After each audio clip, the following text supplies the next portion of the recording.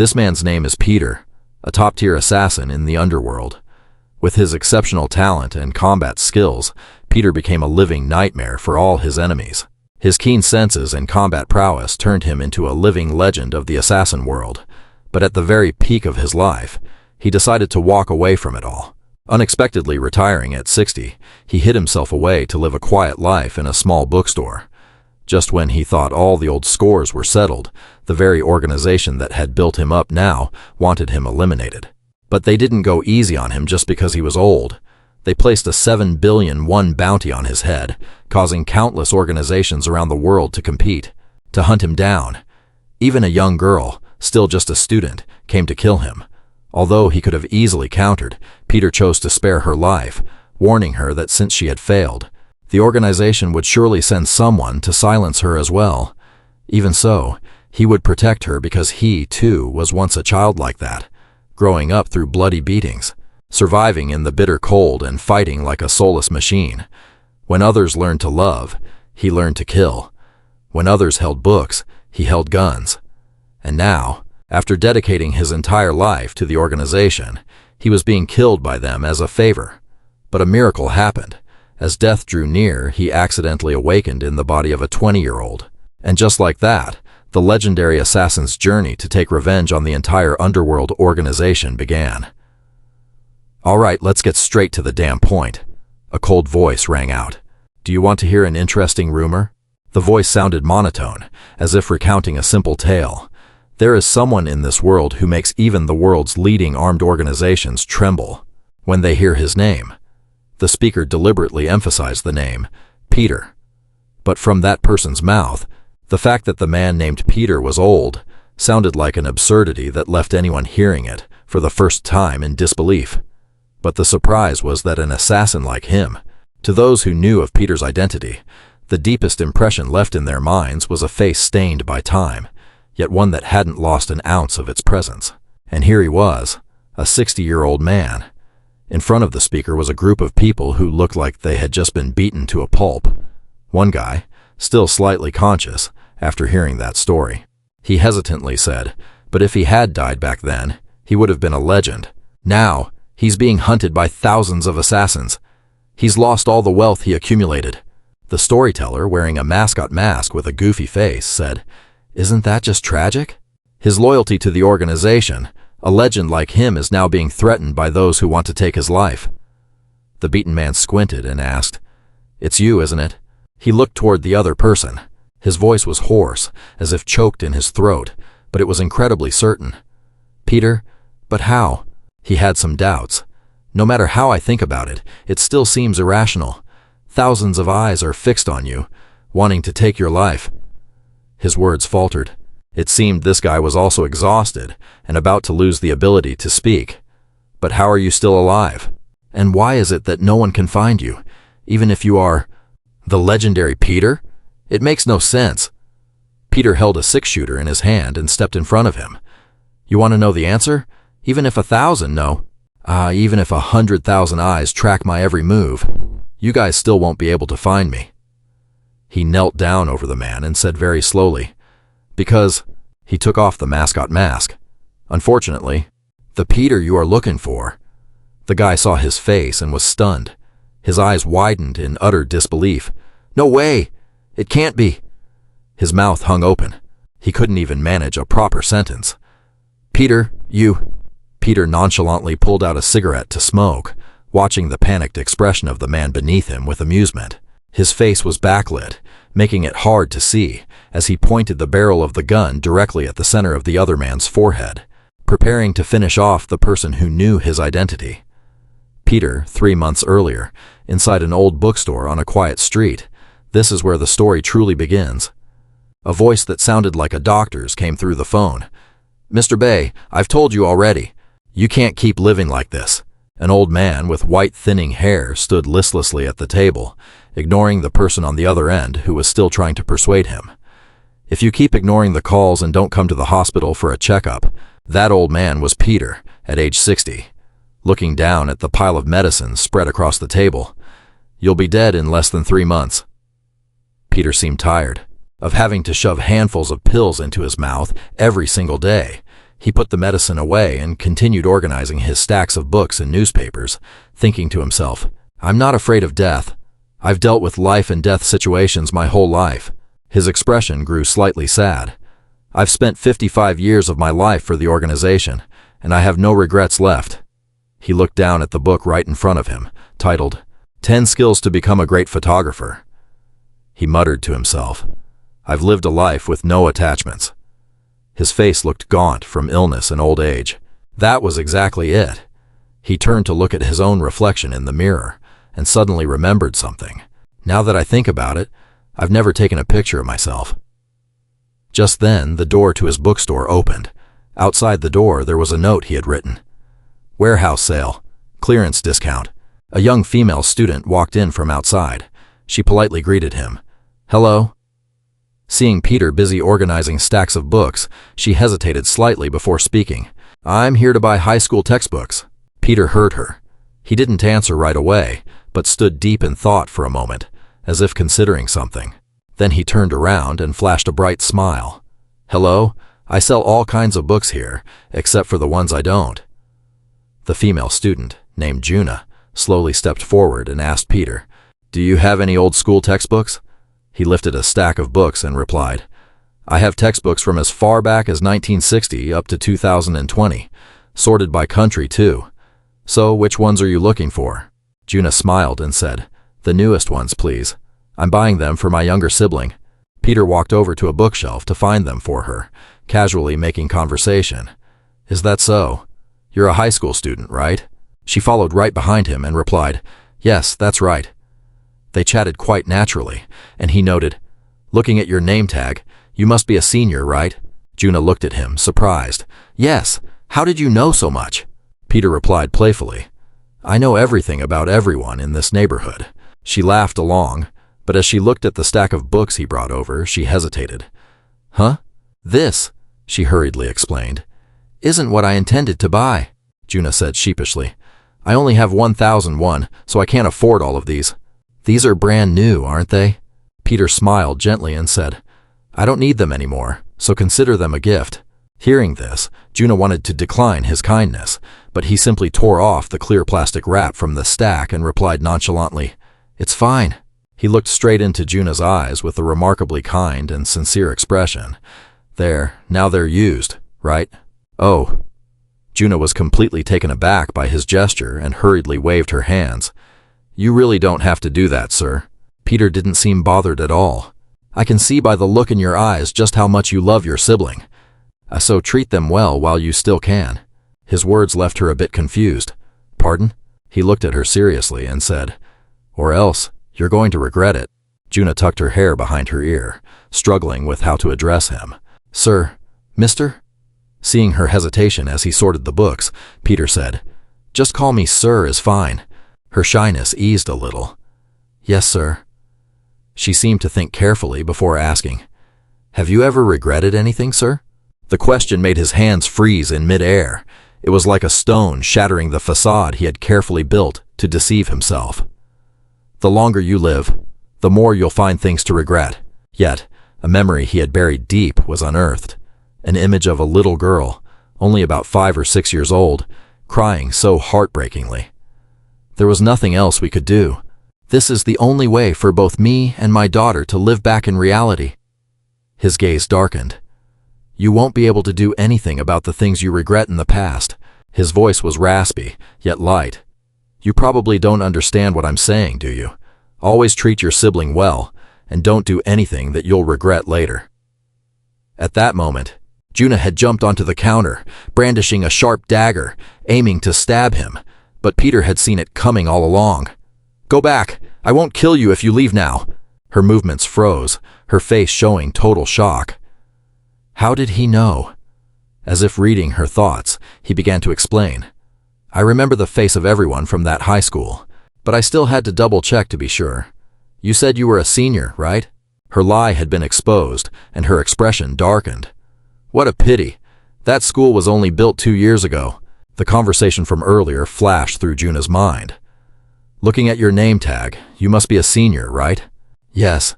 How did you know so much? She gritted her teeth, thinking, I've been played by this guy. Peter looked down at the ground, holding two thick ropes. The fact that I've spent my whole life smelling nothing but blood has ruined that disguise plan, hasn't it? Did you think you could hide the scent of a knife with that cheap perfume? Seeing things were going south, Juna couldn't hesitate anymore. Her eyes turned cold and ruthless as she lunged with the knife. He had been playing with her from the very start. Since it had come to this, there was no other way. Suddenly, she stopped, her pupils dilating in shock. What the hell? I'm the one holding the knife! Peter faced her with absolute calm. The veins on his arms stood out like wriggling leeches beneath his aging skin. But why? Do I feel like I'm the one who's about to die? His eyes suddenly widened, a cold, blade-like stare piercing Juna, leaving her truly terrified. She stepped back, taking a defensive stance. Strangely, Peter did nothing. He just pushed the stack of books toward her and turned away to finish cleaning the shelf. Take the books and go. I know what you said about your sibling is the truth.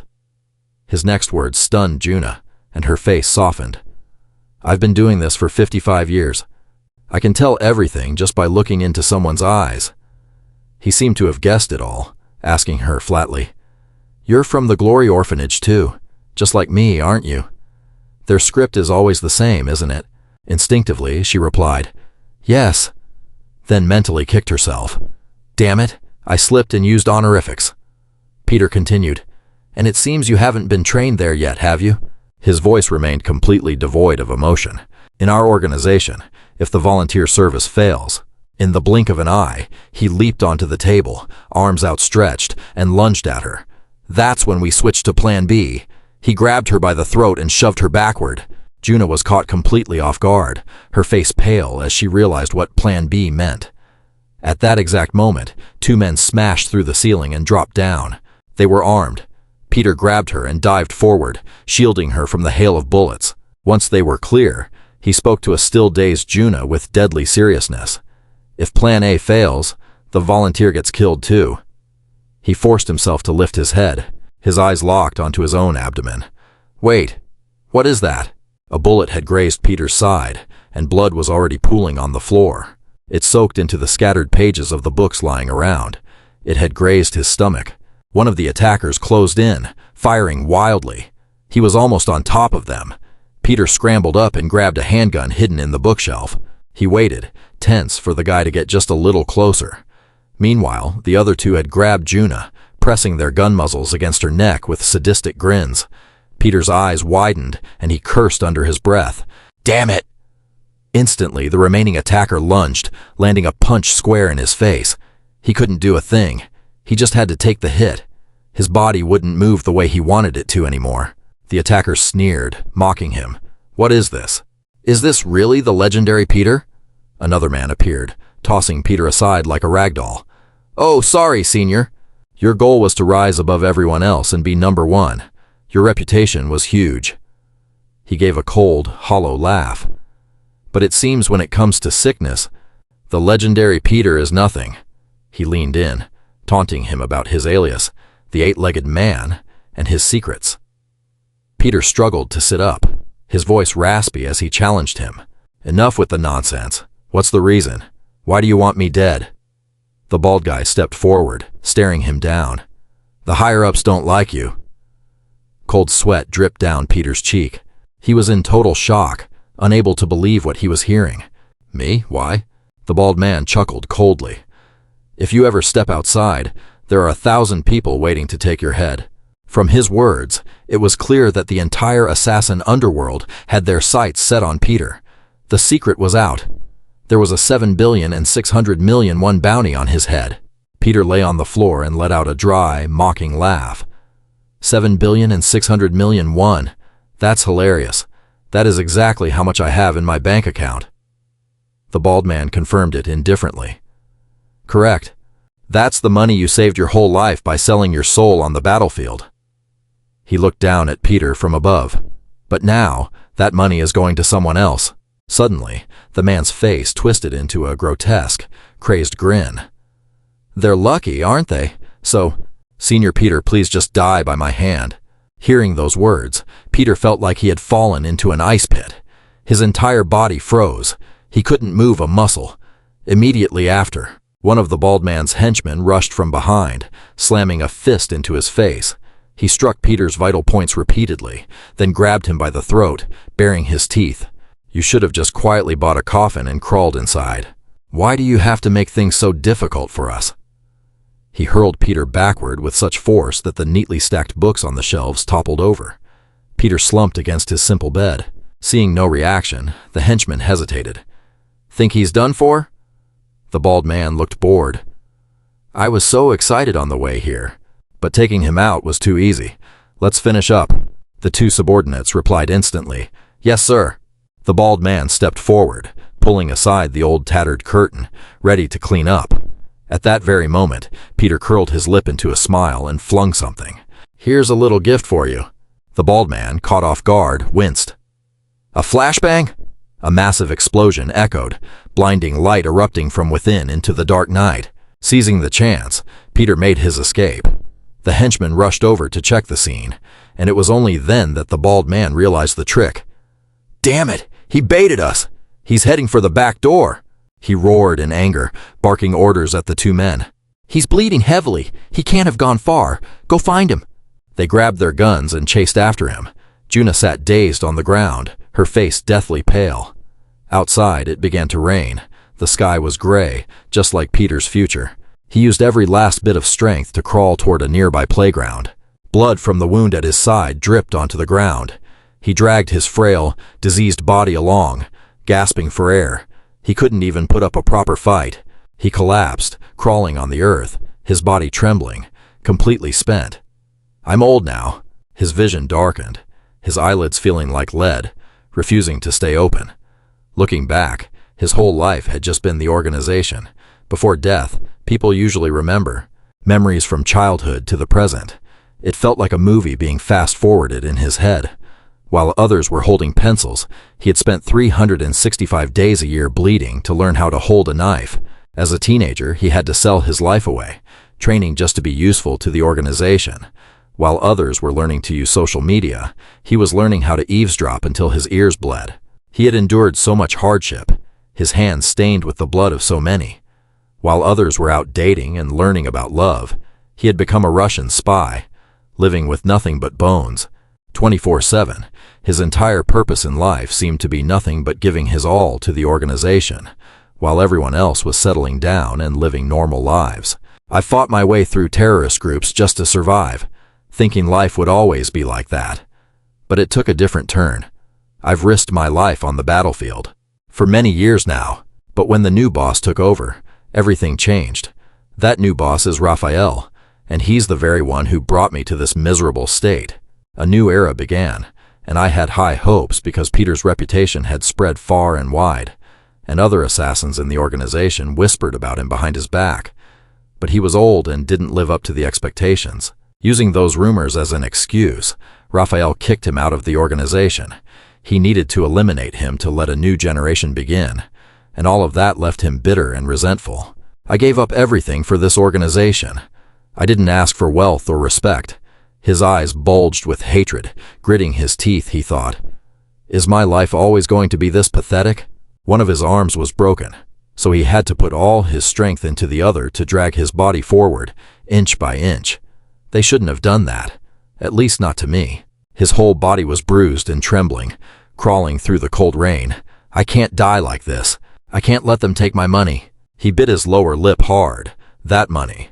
The image of his little daughter crying so miserably when she had to leave him flashed in his mind, and tears of fury welled up. He truly couldn't stand to die like this. Peter collapsed in a pool of blood, the pouring rain falling as if mourning his miserable life. And it was that very rain that kept the bald man's henchmen from tracking him down. Saving his life, meanwhile, at the hideout of the Eight-Legged Man, which was a restaurant built in a fusion style, two of the bald man's lackeys were busy cooking in the kitchen. They whispered to each other. Damn it, we almost had him and let him slip away. If I'd killed him then, I would have had 7.6 million won. Seriously? They're spending that much just to kill an old man? Almost dead, you think? The guy in the hoodie scooped a large pot of soup, smirking. That's the least we can do to pay respect to that legend.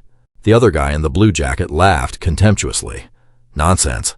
Money is the top priority here. I gave up my boxing championship title just to come here. Just watch." He stared at the photo of Peter in his hand, his voice full of confidence and smugness. "I'm going to be the one to kill the old man." "And become successful and rich." Suddenly, a cold voice rang out. "You know what?" That was the first photo ever taken of me. The two guys jumped and turned around, both showing absolute shock. "Who? What?" Peter appeared with a muscular physique and jet-black hair, a young man's body. He clenched his fists, bowed his head, and said, "Should I say that was the first photo taken of me?" The two henchmen didn't pay attention to what he said, but held up the photo to compare. "It's not him. I thought that was Peter because they were dressed the same." He touched the wound on his side, looking down at his arm. Sinewy, no longer wrinkled as before, he muttered, "I don't know either. When I woke up, I had become like this." The two guys were still clueless, not understanding what was happening. "Huh? What are you mumbling about?"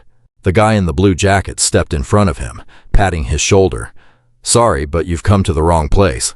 This is no place for a student like you to be." Before he could finish his sentence, Peter cut him off with a low voice. "Listen, kid." He grabbed the arm resting on his shoulder. "I came here because I already know everything. Don't waste my time.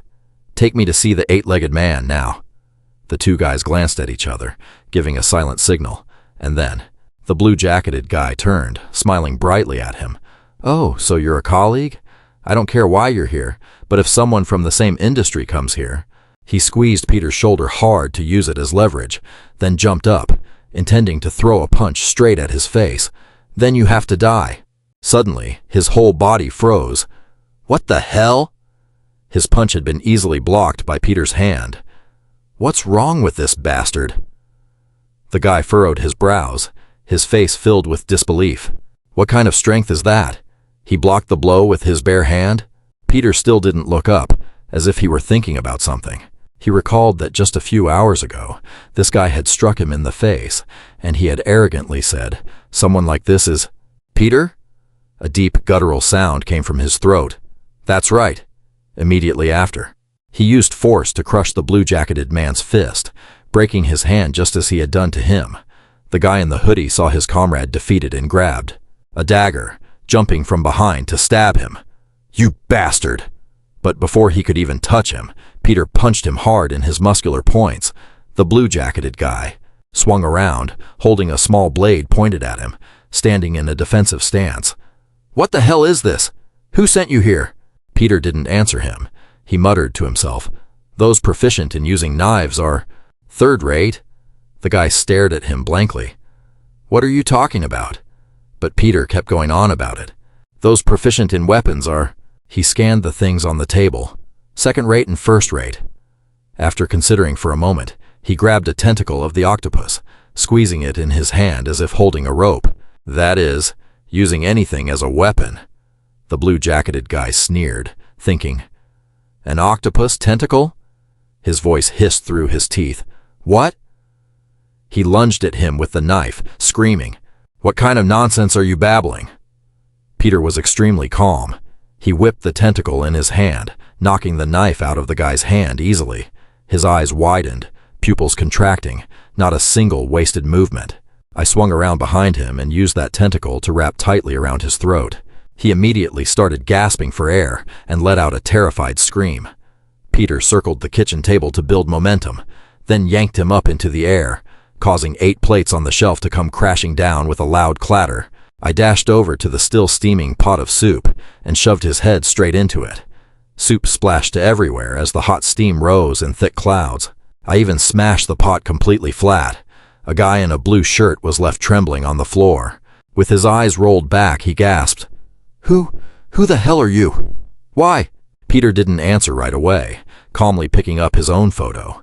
He remembered when the bald guy threatened him, offering a bounty of 7.6 billion won for his head, with thousands of people desperate to claim it. "So, Senior Peter, please just die by my hand, will you?" I looked at my own aged appearance in the photo and wondered, is this really the only picture you guys have of me? I thought to myself, I, Peter, a man once called the strongest on the battlefield, have been reborn. I opened my eyes, pulled out a cigarette, and lit it. Using the burning ash of the cigarette, I set the photo in my hand on fire. Even if thousands of people died 1,000 times and came back to life, the old Peter they were hunting would be the only one they could recognize. A handsome, yet incredibly cold and ruthless face was already dead. Peter had grown young again. The bald guy sat in a car speeding down the road, shouting in fury. It was right there in our grasp, and we still let him slip away. Sitting in the passenger seat was Juna. She looked out the window and said coolly, "The warrant for Peter is about to be officially issued. We have to catch the old man before that happens." His voice carried a mocking, condescending tone. "And he's about to kick the bucket from cancer anyway. So he should really help out his juniors, right? Don't you think so?" Juna said nothing, lost in her own thoughts. It was late at night, and a downpour had begun, but the lights in a shop called Flower Garden were still glowing brightly. Peter opened the inner door.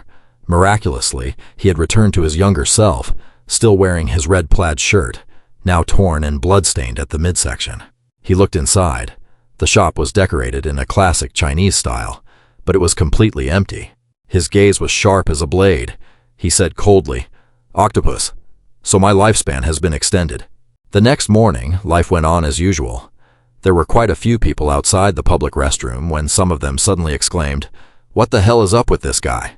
Who is that kid?" Peter stood in front of the mirror, touching his face. He didn't understand what was happening either. How is this even possible? He touched his midsection where he had been slashed just yesterday.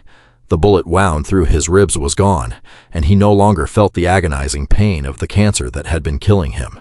He stared blankly at his reflection, bare-chested, revealing perfect contours and solid muscle. He wasn't hallucinating. He had turned back into his younger self. How could something like this happen? I don't know why things are this way, but regardless. He put the plaid shirt back on, thinking to himself, "The important thing is that they won't be able to recognize my current face. They're searching every nook and cranny for Peter's tracks." He lowered his eyes. But they will never be able to find that old man Peter anywhere. But first, the clothes he was wearing didn't fit his current build at all. They were so tight they were actually uncomfortable. I need to find some new clothes. Suddenly, 2 thugs nearby caught his attention. A Hobin advertisement had brought in 10 million stars. But she already took the 100,000 last month, didn't she? They were acting arrogant, intentionally smoking despite the no smoking sign, talking loudly. That old hag is probably about to drop dead because she can't afford her meds. Who cares? She should have read the contract carefully in the first place. People around them hurried to get away from the pair. A naive little boy complained to his father, "Dad, I'm full." But the thug kept going. "Let's get out of here, kid." They laughed among themselves. "You used that money to buy Louis Vuitton, didn't you? What a loser." "My boss is the loser here, not me." "You don't get it. Those clothes are just part of the job," the fat guy said with total confidence. "If you flash that LV logo on your sleeve and the watch you had on when signing the contract, these young brats today won't hesitate to sign the dotted line." Right then, Peter stepped forward to stop their reckless smoking. "Hey, you young guys. Sorry, but this is a no-smoking area. Could you take it outside?" The other guy looked at him with contempt. "Who the hell is this retard?" He used a condescending tone to address him. "Are you talking to us?" He wasn't afraid in the slightest. "Who else would be smoking but you two?" When he heard that, the guy sneered. "You're gonna get a beating if you don't use honorifics with your elders, kid." The fat guy even started patting Peter's face, raising his voice. "Get lost, kid. I'm in a good mood today, so I'll let you off the hook. Don't go pulling that crap anywhere else. Otherwise, you're dead meat." Peter turned around as if to walk away, thinking to himself, "That's right. No point in wasting time on trash like this." Those two saw that and thought he was just posturing, so they scoffed. "Why is that moron trying so hard to act tough? Is he trying to get himself killed?" They had no idea he was stepping out. The door was shut to keep everyone else out, and then he bolted it. "No more wasting time. Let's finish this." He stood behind the door, carefully locking it tight so no one could be curious and walk in, and also to make sure neither of those two could escape. He stepped toward them once again. The two of them still didn't realize the danger right in front of them. "Hey, what's he doing? Acting tough makes a man? More like acting like an idiot."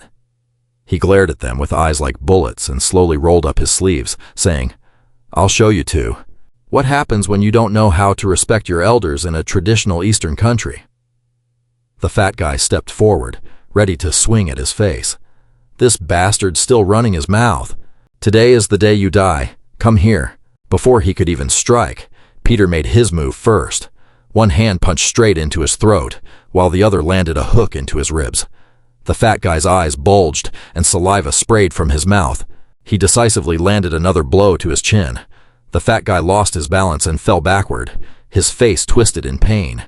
Seeing his partner taken down, the other one pulled a pocket knife from his clothes and brandished it. "Who the hell are you? Do you even know us?"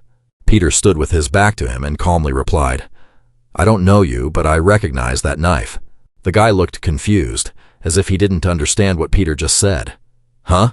he added. "You're holding it wrong." Peter kindly warned him, "If you hold it like that, you'll end up cutting yourself when you throw it." The guy got into a defensive stance, gripping the switchblade in his hand and barked, "Who said I was going to throw it, you dog?" He turned around, his expression sinking into a bone-chilling coldness. A person who intends to stab someone wouldn't lead with their arm. The guy charged headlong, gripping the knife tightly, intending to lunge straight at him. He slapped the guy's wrist, easily knocking the knife away, and with his other hand he caught the blade with precision, then drove it into the guy's neck, chest, and stomach. The guy felt the pain surge through him. He clutched his chest, his face drained of color, and he collapsed to his knees, screaming. Peter stood there, the knife now folded in his hand, looking down at his pathetic state. "I'm not going to stab you. If I had wanted to, you'd be dead 3 times over by now." The guy sat slumped on the ground, finally feeling fear. Who are you?" He stood before him and calmly answered, "I don't know what kind of illegal business you're involved in, but if you knew who I was—" He paused. He squeezed the guy's shoulder joint, making him break into a cold sweat and scream, "My shoulder! My shoulder!" Peter leaned close to his ear and whispered, his voice quiet but terrifying enough to send anyone into a panic. "As if your soul left your body. You're going to die, you little brat." The guy was trembling so violently in absolute terror that he didn't even realize he had wet his pants. After the threat, he stepped back to keep his distance. "You don't have any pants to change into, do you?" The guy looked blankly. "Huh?" he continued. "From now on, I'll only be doing things by the book." A while later, he walked out leisurely, only to discover that his assets had been cleaned out, every single penny. The account balance was a nice, round zero, 7.6 billion gone. Peter had stripped the suits off those 2 guys to wear for now. He furrowed his brows. "I warned you not to touch the money." His eyes were cold, flashing with resentment. "And yet you still did it." Behind him, 2 college students walked past. The young girl happily shared with her friend, "I finally got the scholarship from the Glory Association this time." Her friend looked at her with admiration. "That's amazing." Those words stirred memories within him. "I grew up in the Glory Orphanage, run by a small religious organization. And now, after 55 years, the reputation of that orphanage has grown far beyond imagination. Advertisements related to them were played on large screens everywhere. We, the Glory Association, helped children suffering from terrible famine. It had transformed into a colossal corporation with massive influence in politics and business worldwide, all under the guise of the Glory Association." Thinking of this, his brow furrowed even tighter, his face showing firm determination. "I was once a part of that company. I will be the one to destroy it with my own hands." Meanwhile, in a desolate warehouse, another battle was about to unfold. A man sat with his legs crossed between 2 rows of butchered pig carcasses hanging up. He rubbed his chin and laughed. "So they only sent you to catch me, you dog?" The person facing him was Baldy. He smirked and replied, "You're not worth Peter. For someone at your level, just me is enough." He covered his face and mocked, "The Glory Association, huh? Do you know who you're dealing with? You guys have been getting a lot bolder lately. If you keep singing the praises of that old man Peter, the only thing waiting for you is an early grave." Baldy remained incredibly calm. He replied nonchalantly, "Who cares if someone dies early?" Then, he closed his eyes, his lips curling into a confident smile. "Enough small talk. Let's get this over with. You know, the faster it happens, the less it hurts." The man sneered. A rookie like you? What makes you think you're anything? Immediately after that, several large, muscular men appeared, surrounding Baldy. The man said triumphantly, "We have guests, so we even prepared a lavish midnight meal for you all." The Wagner mercenaries, the top private military company in the West since 1984. He thought to himself, though he knew for a fact that the guy wasn't one of the 12 apostles. Is he really that confident just because he has the Glory Society's backing? How foolish. He ordered his men to prepare for the strike. "What are you waiting for? Our guest is waiting," he barked. They all rushed forward at once, but the bald man remained completely calm. As for the one who hired those mercenaries, he stayed outside just to enjoy the show. "Serve him well," he said. At that moment, the bald man finally moved, his entire body radiating an overwhelming pressure. After a while, the old man couldn't laugh anymore. The floor was covered in pools of blood. He fell off his chair, crawling back, trembling. "Impossible! What is happening?" He was scared out of his wits, unable to even speak a coherent sentence. How could a normal person? The bald man stared straight into his eyes, a grin plastered on his face that made one's blood run cold. "What a grand opening, right? This is a bit more boring than I thought," he said. He grabbed a mercenary and twisted his neck backward with his bare hands. The guy turned blue. His head snapped 180 degrees around. "Wait, isn't that alias number 8? A B-ranked prisoner known for his lightning-fast combat skills, and a national-level jiu-jitsu champion?" The old man was so terrified by the sight that he screamed, "Get away from me!" After finishing off the last mercenary, the bald man still held the head in the same position and lunged toward the old man, forcing him to let out a desperate, guttural scream. "Get away from me!" Elsewhere, the lights at the China Garden restaurant were still on. Inside, several men were knocked out cold on the floor. 2 people entered and a cold voice spoke up. "So that's how it is. The cameras are all destroyed, and there are no weapons at the scene either." The other person replied, "Yes, sir." Hearing this, the first person said, "Then there can only be one person who did this." Those 2 were the bald man and Juna. He stood there emotionless, thinking, "Peter, what kind of game is this old man playing? How is he still alive and even killing my men?" He clenched his fist. "The bounty on Peter is about to drop. I must get it at all costs." He walked ahead while Juna followed like a puppet. "Report back the moment you confirm Peter's location." Flashbacks of the previous day flooded her mind. Peter had saved her without hesitation. She gently replied, "Yes, sir." The door to the private room was respectfully opened by a waiter. The man inside reacted first, exclaiming in surprise, "Huh? What's going on?" "Today isn't a working day, is this?" Seeing a man sitting there enjoying a meal, he asked, "May I ask why you're here? You haven't made a private appointment with us, have you?" The man bowed his head slightly, his voice cold. "I didn't make a reservation, but I do have a grudge to settle." The bald man put his hands in his pockets, confused. "A grudge? I didn't force you to take any bill." The man sitting at the table replied, "That's true, but as you can see, my bill is quite expensive." The man was none other than Peter. He stared at him and continued, "About 7.6 billion, give or take."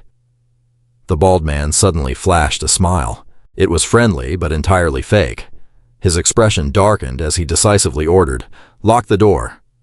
He leaned against the table and said dismissively, "You seem to be connected to Peter, but even if you are, you won't make it out of here alive." He threw a probing look at him, thinking, while suspicion began to take root in his mind. Who is this bastard? How does he know about Peter? He's definitely not from our society. I know nothing about him. What is he planning? The waiter next to him pulled out a concealed gun. The bald man stood still, speculating to himself. Is he Peter's secret child? No? A disciple? That's not right either. Peter has always worked alone. The bald man stared at Peter as if trying to see through his identity. Peter looked back, unfazed. No emotion could be read in those eyes. After a silence, the bald man held up 2 fingers to offer a deal. I'll give you a chance to live. You have 2 choices, he said coldly. First, tell me Peter's whereabouts and walk away alive. Second, you resist and die with a bullet in your head. Peter closed his eyes and replied calmly, What should I do? I don't really need that either. This arrogant attitude piqued the bald man's interest. You little brat. Peter calmly picked up a piece of octopus. I've never seen anyone stay alive after hearing something like that. Then he looked up, staring directly at him with a smirk. How about this? The third option. I am Peter. Peter admitted it. And I am the one who killed your subordinates. Hearing this, the bald man was stunned. Huh? What are you saying? Peter scoffed. You're young but already hard of hearing? I'm the one who killed those two. He thought to himself, what is he saying? Wasn't Peter the one who did it? Why is this so complicated? If what he said was true, Peter didn't kill them. Furthermore, the bald man wondered, why would this guy target me? After a moment of thought, he began to threaten the student. You should know these are real guns, so answer truthfully. What is your relationship with Peter? Peter stared at them. Juna also raised her guard. Peter said nonchalantly, You want to know? The bald man insisted. I want to know. Peter replied coldly. Then there is only one way. He asked impatiently. What way? Peter answered. You have to kill me first. The bald man scoffed. Is that so? Then that's even more convenient. He even teased. That happens to be my specialty, and ordered his subordinate. Keep him breathing, that's all. The guy immediately followed the order, but before he could fire his gun, he was taken down. He died before he could even gasp. She thought in terror. Impossible. The chopsticks pierced his vital spot. Meanwhile, Peter leisurely picked up another pair of chopsticks and continued his meal. The bald man muttered to himself. He seems to be around my age. No one in the Glory Society is capable of doing this. That's not right. No one in this whole country has this kind of ability. He looked impressed. That's cool. And the bald guy tried to recruit him. Even if it was just luck, that was still pretty epic. I'm starting to like you, kid. Which guild are you even in? There's no way someone like you exists and I haven't heard of you. Why don't you join our guild instead? Little did he know, he was just faking it to distract him. The bald guy aimed his gun at him, calling him a son of a bitch, while Peter quickly flipped the table to block the hail of bullets. Seeing that, he scoffed. I guess you're still just a kid. Don't you know? That's not enough. The bald guy taunted him. This isn't a movie. You can't stop bullets with a table like that, then added cheerfully. I'll give you one more chance to spill where Peter is. It'd be a waste to kill you now. Come with me, he said, then arrived at the spot. The bald guy added that he'd help clean up, but the sight behind the table left him confused. What is this? The bald guy was stunned, thinking, chili oil? Is that not blood? He panicked, looking around and cursing under his breath. Damn it, where is he? Not behind the pillar, the bald guy muttered. Where the hell did the brat go? He's not a ghost, is he? He kept cursing. Damn it! The bald guy grabbed someone, only to find him clinging to the wall. Immediately, Peter sprayed chili oil in his face, making him furious. You While the bald guy was blinded by the pain, Peter quickly kicked the gun away and didn't forget to slam a punch into his face, followed by a clean knockout blow to the head. The bald guy was dazed, thinking, I can't see anything. He's too fast. Is he really just a kid? He hadn't even recovered his senses when he saw him right in front of him. Peter gave his neck a slight twist, and the bald guy instantly collapsed to the ground. He looked at his opponent coldly. Then he turned away indifferently. Gasping for air, the bald guy felt bitter. How could this be? He thought back on all the countless opponents he'd fought over the years, but this was the first time he'd met someone this skilled at that age. The bald guy remembered his training as a child, where he was told, Special technique. You will always encounter strong opponents, so you must take them down when their guard is down. Back then, he had muttered, Special technique. That was when I invented a technique that only I could use. But during training, the bald guy was provoked by his opponent. Is that all you've got? That won't kill anyone. Squeeze tighter. Eventually, that guy had to beg for mercy. At the same time, the instructor warned him, but be careful. The most dangerous thing is turning your back when you think you've already won. Don't be too overconfident. Later, he boasted to himself that he had finally mastered it. Now I'm confident I won't lose to anyone. With that intense willpower, the bald guy surged with life. He grabbed Peter's leg and wrapped his limbs around him. Finally, Locking his body tightly around Peter, the bald guy taunted, "I've been doing this job since you were still in diapers, you little brat. My experience is leagues above rookies like you. You hear me, you dog?" He roared, "Die." Suddenly, the bald guy was startled by a voice. "It's been a while, hasn't it?" He was bewildered. How is he standing over there? What was going on? The bald guy looked back in shock. "That's my subordinate?" "I didn't notice. I couldn't see anything." He told himself he had been doing this for 10 decades. He was 100% sure. Seeing the killing intent in Peter's eyes, the bald guy knew he was going to die by this man's hand. Furthermore, he speculated, could he be one of the 12 apostles? No, he was even stronger than them.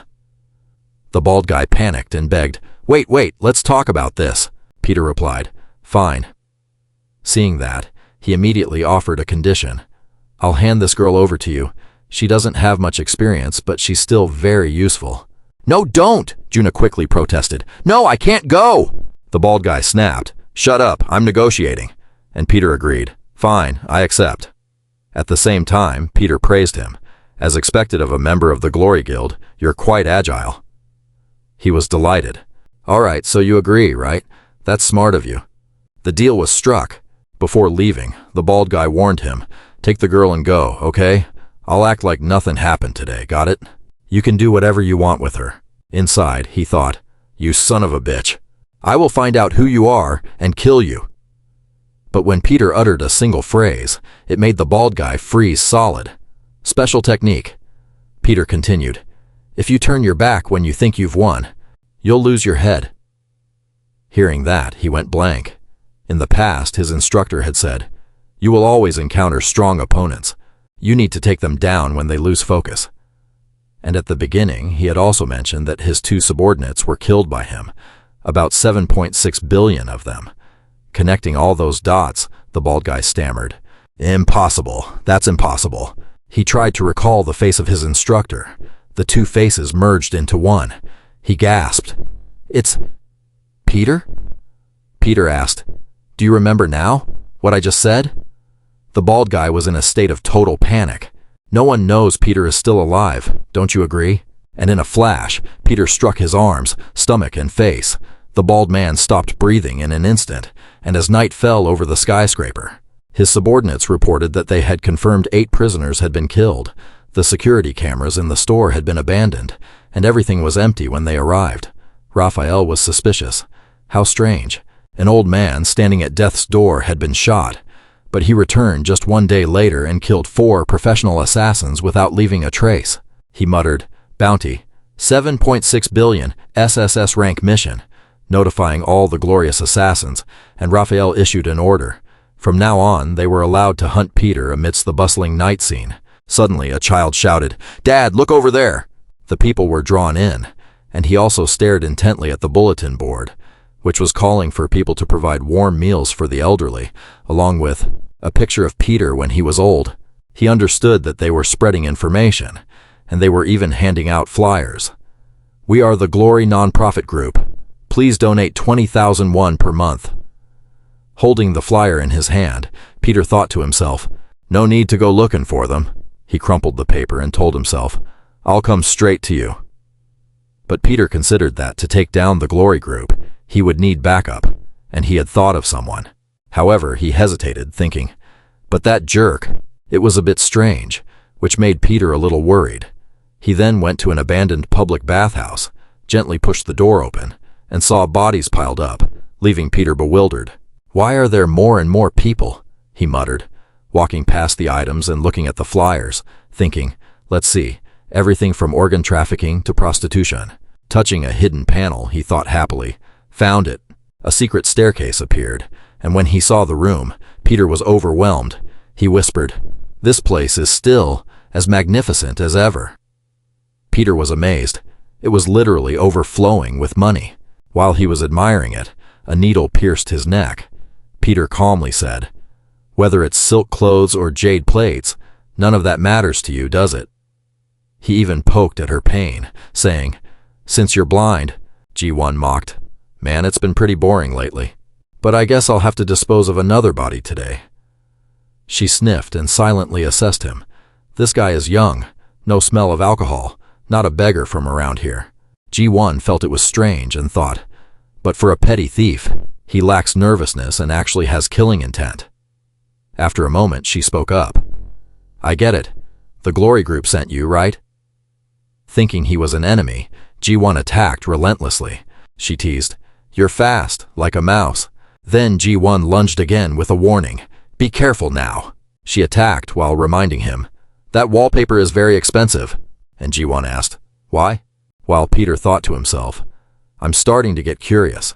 Meanwhile, she mocked, Never seen a blind person before? Deep down, he was skeptical. Can she really not see? But while she was gloating, Ji-won was startled and gasped, Ah! Because Peter had grabbed her and taken her down gently. Ji-won praised him. I'm genuinely surprised. Didn't expect the Glory guys to have someone as good as you. I'm all wet now.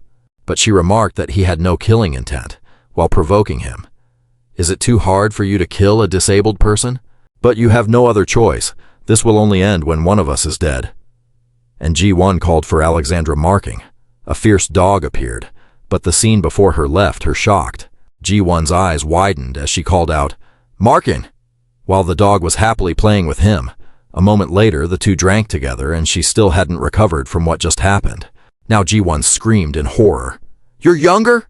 Peter said, annoyed. Don't go away. Ignoring his attitude, she continued to touch his skin. Your skin is extremely soft, and that old man smell of yours is gone too. For real? He said, helpless. It's been 30 minutes already. Suddenly, Ji-won collapsed to the ground, and Peter asked skeptically, What are you doing? She said hurriedly. You were killed like this? Quick, tell me, I want to try. And it didn't stop there, Ji-won asked rapidly. Or is it not like that? Is the method of dying more important than the posture of dying? How did you get injected with the poison dart? How must I get injected to become younger? After hearing him tell the story, she took a deep breath and said, So, you have to fight the Glory Group all by yourself? Peter admitted, Yes. Ji-won wondered, But how? He replied, I will infiltrate them and use the Eye of the Storm. She was curious. What is the Eye of the Storm? And Peter explained, They want to catch me. That's the way for me to control them and keep them in the palm of my hand. Not only that, he was confident. I will become an assassin in the Glory Group. Ji-won teased, You're talking nonsense. Peter repeated, Nonsense, huh? That does sound like it. Suddenly a thought flashed through her mind. She quickly said, No, wait. Ji-won analyzed, You've become younger, so no one can recognize you anymore. If you become an assassin for glory, then the situation will be that they will plan to capture Peter while they are already in Peter's palm. She's stuttering. You're pretty terrifying, aren't you, old man? But I think you're even scarier than her, he said. Let go. Ji-won, you know the plan. Stop this. But senior, no way. You know how it is, old man. To become a glory assassin, you have to be from the glory orphanage, right? She pointed it out, even though Peter was originally from there. But now you're just an outsider. So how could you ever become a glory assassin?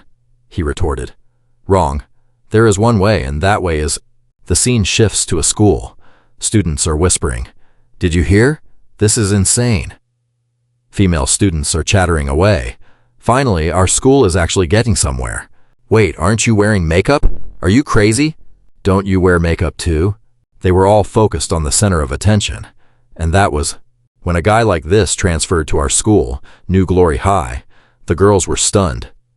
This is insane, they said. The new student's name is Kim Sungu. Even his name is sexy.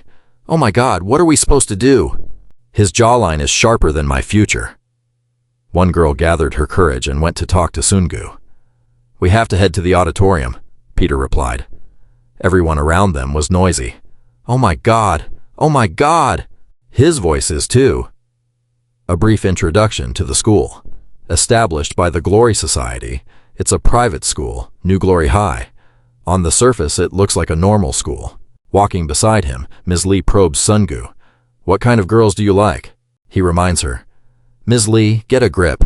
You're a teacher. She shyly replies, I was just asking for fun. However, this school, its true purpose is to train assassins. There is a secret assassin class taught here, and it is the only path to becoming a glory assassin. It's to get into the assassin class. Meanwhile, Ms. Lee is curious. Sun-gu, what's your MBTI?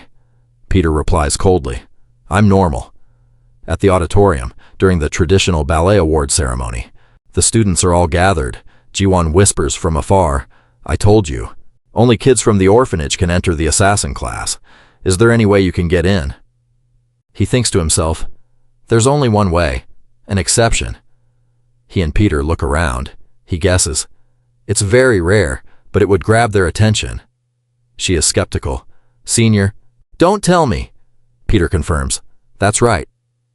And as he speaks, Peter steps up to the podium and introduces himself. My name is Kim Sun-gu and I just transferred here today. The students are curious. What's going on? What is he doing? Ignoring them, he continues, my hobby is fighting. My specialty is also fighting, and Peter emphasizes, I am an assassin. Everyone is shocked upon hearing this, and then he truly succeeded in grabbing their attention. The assassins in the shadows are intrigued. Who is that guy? Peter is determined. I will make them let me in. The students are stunned, shouting, an assassin? Become an assassin? Ji-won is panicked. This guy is insane. What the hell is he saying? Not stopping there, Peter clarifies. To be more specific, I will become the assassin with the best academic record. He calls out to everyone, please cheer for me. Some laugh. What kind of assassin gets good grades? Others tease. It's fine, confidence is a good thing. Right then, Isol storms over. Get out of the way. He and his cronies approach. Peter thinks, the prey walked right into my trap. Isol calls out, hey, assassin, did you seduce Ye-jin, didn't you? He is taken aback. What are you talking about? He thinks to himself, not knowing what's going on. Looking at Yeon-jun, who is crying his eyes out and cursing, you son of a... Peter is confused and thinks, it looks like he's trying to pick a fight. A quick intro. The guy is Yeon-jun. He only has eyes for one girl, Oh Ye-jin, Yeon-jun's girlfriend of 22 days, the school's ideal lover. But now he's lost his girlfriend to Peter. For that reason, Isol raises his fist and screams, I'll get revenge on you. He is stunned. We just met. Why are you acting like this? Isol, you took down Mapogu with one punch. This will be the first time. Peter quickly dodges the attack and immediately counters. I'll make him feel a level of pain he's never experienced before. Meanwhile, he thinks, sorry I couldn't protect you, Ye-jin. Just as Isol expects the punch to land, Peter suddenly flicks his forehead, hard. He's still dazed. His cronies call out, Isol. At the same time, a loud noise erupts. Hey, Kanju! He runs over, yelling, this school has rules! What do you think you're doing? Fighting in here? The old man scolds him. Hey, what is your father doing? Are you dead, or did he just not raise you right? He awkwardly apologizes. Kanju grabs Peter. Follow me right now. I'm here and you're acting like I don't exist? Seeing him dragged away, Isol is still fuming. You should have let me go so I could beat him up.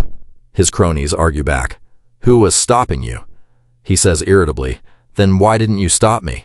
In another room, a masked guy asks what the plan is, probing if they should go check things out, and his partner agrees. That sounds good. Looking at Peter, he gets excited. Should I kill 10 people, huh? While the old man urges, hurry up for me. And he obediently replies, I'm going. The female students are in a frenzy. I'm losing my mind, he's so handsome. But Juna is terrified seeing Peter, thinking, why is he here? Could he be planning to level this whole school? It's a quiet afternoon at school. In a corner of the yard, a voice calls out, Umbi, June, can I sit here? She's startled. Why are you sitting here, huh? And he nonchalantly says, everyone is bothering me, so I just wanted to find a quiet place. And you, why are you here? Juna sulks. I didn't have much of an appetite, so I came out here. Peter wonders, you got so much food, isn't that a bit too much? And she snaps, shut up! Meanwhile, Juna remembers that moment. He had asked her, do you want to live? And then Peter demanded she claim that the old man in the photo was the one who killed the bald guy. She worries, I kept my promise. Why did you come looking for me? He asks. I never said I came looking for you because of that. Juna is suspicious. So now you're planning to silence me? Because of you, The company is monitoring only me now. Do you have any idea how hard that's been for me? He explains. I came here for a reason I can't discuss. But Peter is skeptical. Sounds like you've had it rough, huh? If it weren't for me saving you, would you even be sitting there eating right now? She retorts. Saved me?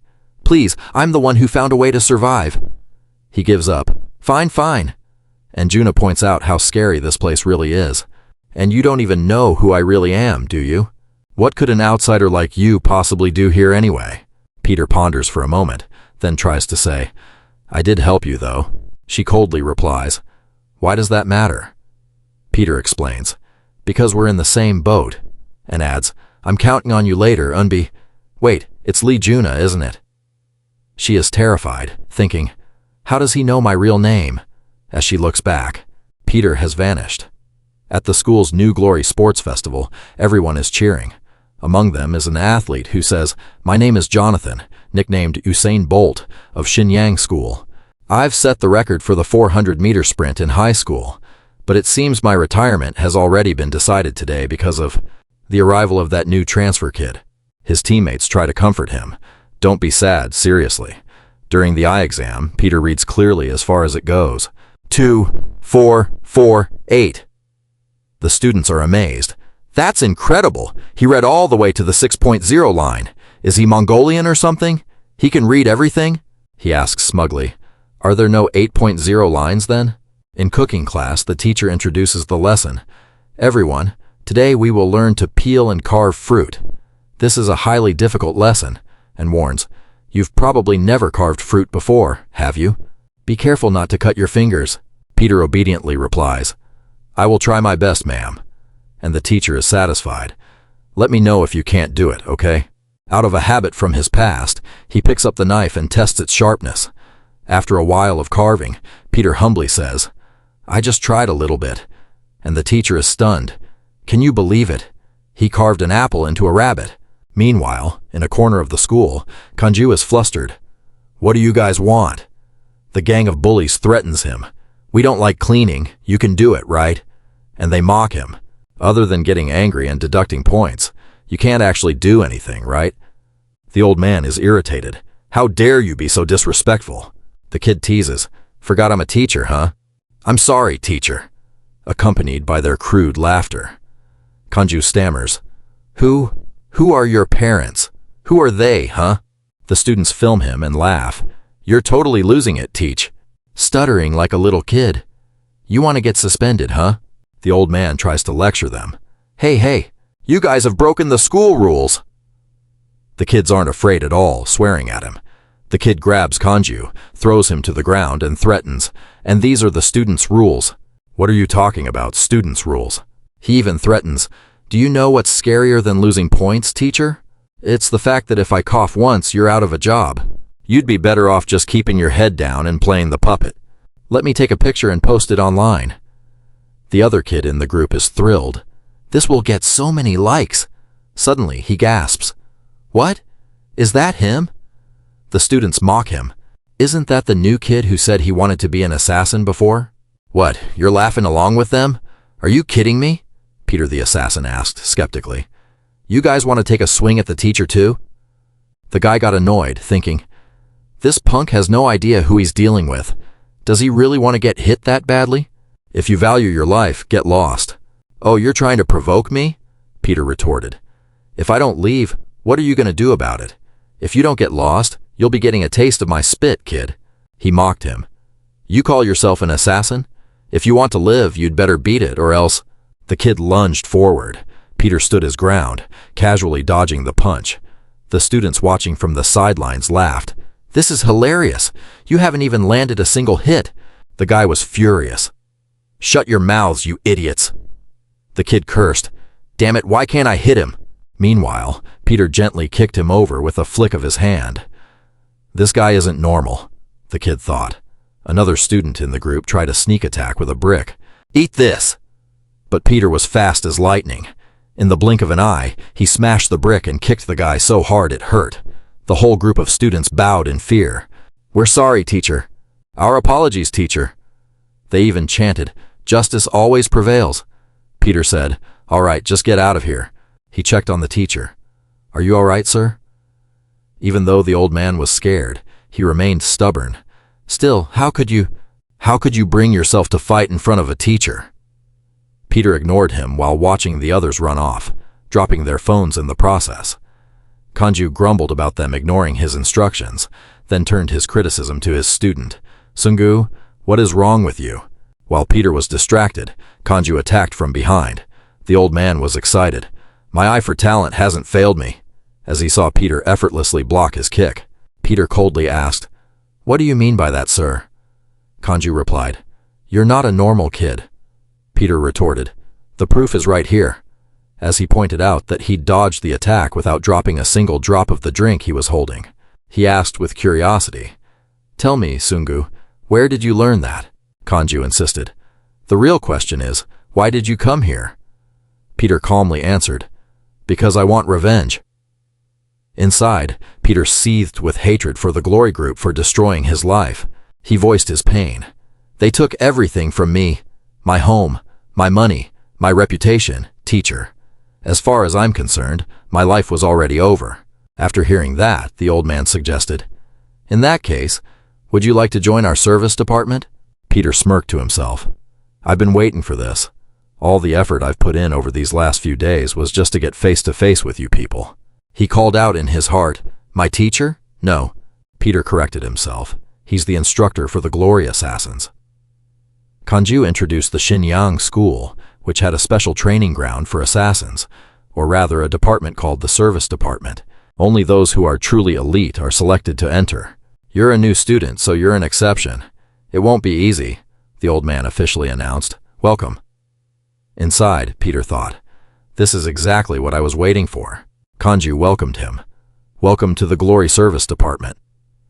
Peter braced himself before opening the door, thinking, This place is... Peter wondered, The Service Department? But wait, looking at the scene inside, he was stunned, thinking, Is this really the place that trains assassins? Kanju signaled, Listen up, everyone. The old man announced, From today, this person will begin his service with us. Seeing Peter, Juna panicked internally. Why is he here? Peter glared at her. Why are you looking at me? Don't you dare let them know you recognize me. Then Peter winked at Juna. She was terrified, thinking, What is he doing? Why did he wink at me? Did something get in his eye? Or is he trying to get rid of me right now? Meanwhile, he spoke clearly. I am Kim Sungu. Thank you for welcoming me. At the same time, Peter looked on with skepticism. A place as ordinary as this produces assassins? As soon as he finished, Go Hyung started trouble. Welcome? What the hell are you talking about? Kim Sungu. I don't give a damn what your name is. Watching the guy, Peter thought, Looks like there are still some bad apples here. Go Yun questioned him. This place is only for those from the Glory Orphanage. Who are you to get in here? Gojae added, I don't get it. Peter thought to himself, I'm from the Glory Orphanage too. To diffuse the tension, Kanju suggested, Everyone, let's have a welcome party for our new member. A bunch of students suggested going to get some snacks. Peter thought, Snacks? They responded with murderous intent. Yeah, let's go get some people meat dumplings. He complimented them internally. Truly, these are future assassins. Goyun and Gojae demanded, Step aside, let us welcome him first. Juna advised, Stop it, you guys. She was worried. If you guys do this, he'll get fired up and you'll die. The guy was annoyed. If you don't want to get beaten like him, step aside, Lee Juna. She was frustrated, thinking, I'm trying to save your lives, you idiots. Goyun called out, Hey, new kid, come out here and let's spar a little. You look like you've got some skills, he said, and the other agreed. Let's greet each other properly, shall we? Peter nonchalantly replied, Fighting? Sure, whatever. He also thought to himself, It's been a while since I've had to deal with this. As for the fight, he barely broke a sweat. Two guys teamed up and attacked. Watch it. This welcoming party might just be the last fight you ever have. Peter reacted with ease, blocking one with each hand. This isn't the kind of place for a punk like you to be hanging around, he warned. I hate guys like you. Do you even know why we're here? He went on. Our comrades say it's to become stronger, to become a super assassin like him, understand? To become the strongest in the underground assassin world. Hearing this, Peter thought, him? The two guys attacked in unison, but Peter pushed them back. There's no place here for the likes of you, get it? No sooner had they spoken than they were sent flying. Peter sighed. How boring. He challenged them. All this talk is such a pain in the neck. Why don't you two come at me together? Peter stood there, stunned. How can he? Gogyu was also flustered. We both got pushed back just like that? The two were furious. Do you have any idea how hard we've suffered here over the last 18 years? They kept criticizing him. Some jerk comes out of nowhere and gets preferential treatment. What would you even know? Peter muttered to himself. I've been at this for 65 years, so what's your point? A moment later, the sycophantic students swarmed in. So amazing. As expected of the .Go brothers, they're truly top tier. The guy smugly replied, That's my brother for you. And we haven't even shown our full power yet. The students gossiped. That new kid couldn't do anything against them. He must be scared stiff, right? What was that guy even trying to do? In the dim light of the hallway, a voice called out, Kim Sun-gu, Juna, wait up. Do you look down on the Ministry of Service? He asked. She countered, You can't fool me. Juna stated, I saw everything. She recalled the recent fight. Peter had only been focusing on observing his opponent's moves. Juna insisted, Those punches didn't have any force behind them at all. He still wouldn't admit it. What are you talking about? I gave it everything I had. She was angry. You're lying again, because you're different from them. Remembering how the two brothers were drenched in sweat, Juna became even more certain. You fought them without breaking a single sweat. She lost her cool and blocked Peter's path, looking suspicious. What is your reason for doing this? Just you enrolling in this school is already suspicious. But what do you want that you're hiding your true power? She pressed him. What kind of scheme are you plotting? He replied. You want to know? Juna demanded. Tell me. Peter hesitated. When it came to that, he fell silent, then slumped onto the ground, dodging her question. He teased. Sorry, I'm going to go eat first. Juna snapped. It's midnight, you idiot! At the same time, at a bus station, the driver was happily singing as night fell. He was thrilled. 1 trip and I make 1,000,001. What luck! But the driver looked confused. Huh? I thought it was a whole group. He wondered, how come there's only one person? Sang-do politely greeted him. Hello, driver. What about the other passengers? The guy replied, There's just me. Instead, Sang-do sheepishly explained, I have a bit of luggage. The driver kindly said, Oh, lots of luggage? Let me help you load it. The driver muttered to himself, What the heck? Why is there so much luggage? Suddenly, he jumped. What's that? The guy unexpectedly proposed, Do you want to make a bet? Guess what's inside this suitcase? After a while, the car had started moving. While driving, the uneasy driver kept glancing at Sang-do. He thought, I didn't even agree to a bet. While he was thinking, he felt the guy staring right at him. The driver lost focus and continued thinking. But I didn't see wrong. Just now. He was certain, he thought. It moved. Meanwhile, at the Ministry of Service, Kanju announced, Attention, mission. We have been commissioned.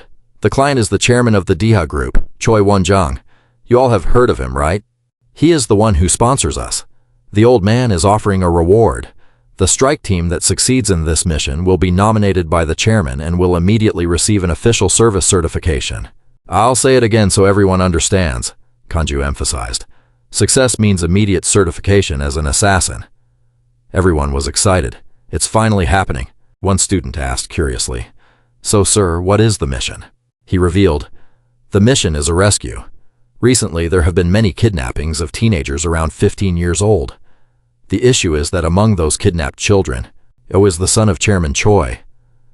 A girl asked suspiciously, Does that mean we have to find him? If that's the case, why not call the police?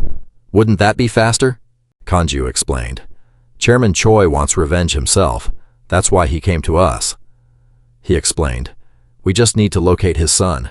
After that, there will be backup if the opponents are too numerous. The students buzzed with talk. So that's the mission? If we succeed, we'll become assassins immediately. We'll save 2 years of schoolwork here. If we succeed, we'll leap to the top in 1 step. But it probably won't be easy. Why leave such a dangerous mission to us instead of the seniors? Gogyu spoke up. That's right, sir, so it's decided. He proposed, we'll take this mission. Go-hyung agreed, saying it sounded like a good plan. Goji smirked. But dude, I don't think it's just us. He laughed back. I already saw them. There's that new guy and that stupid girl too. Juna raised her hand. I'm going, Peter added. I'm going too, she snapped. Why are you copying me? He retorted. I raised my hand first. Juna was furious. If you get in my way, you're dead, Peter argued back. Don't jump to conclusions. Let's see who gets in whose way first. The students were puzzled. We've already prepared everything.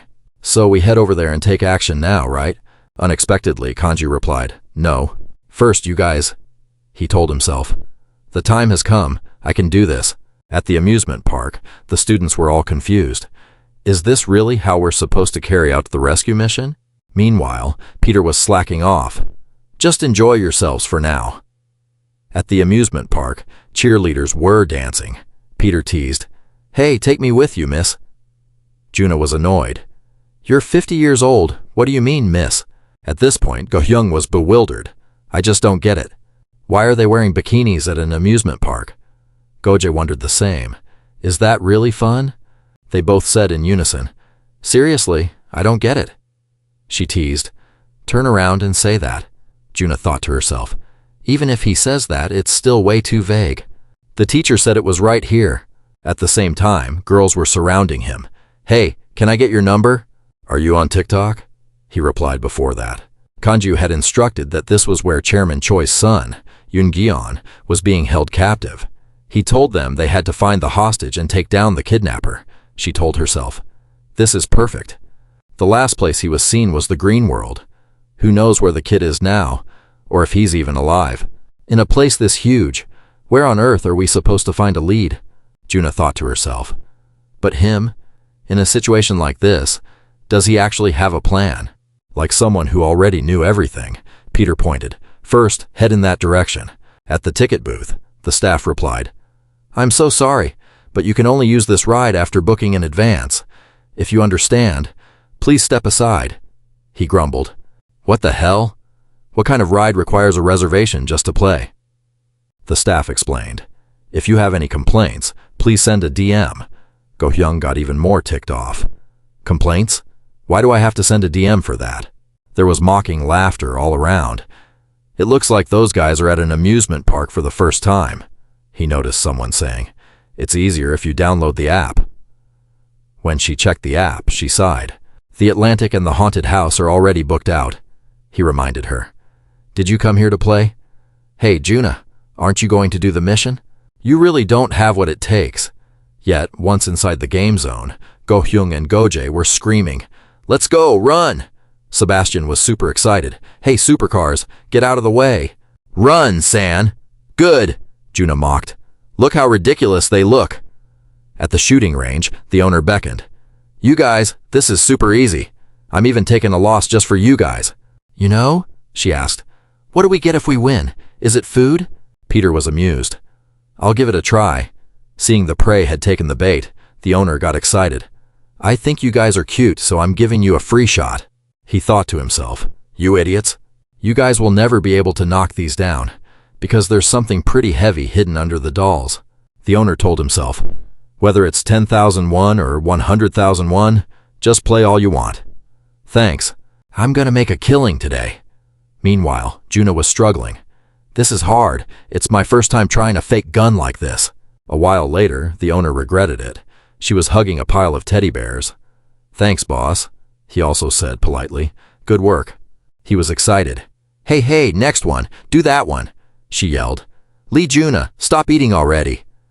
Goje happily called out, Kim Sun-gu, come over here too. He thought to himself. Everyone seems really excited. And Peter reflected. It makes sense because it's everyone's first time at an amusement park. They all had a childhood just like mine. I understand that pain.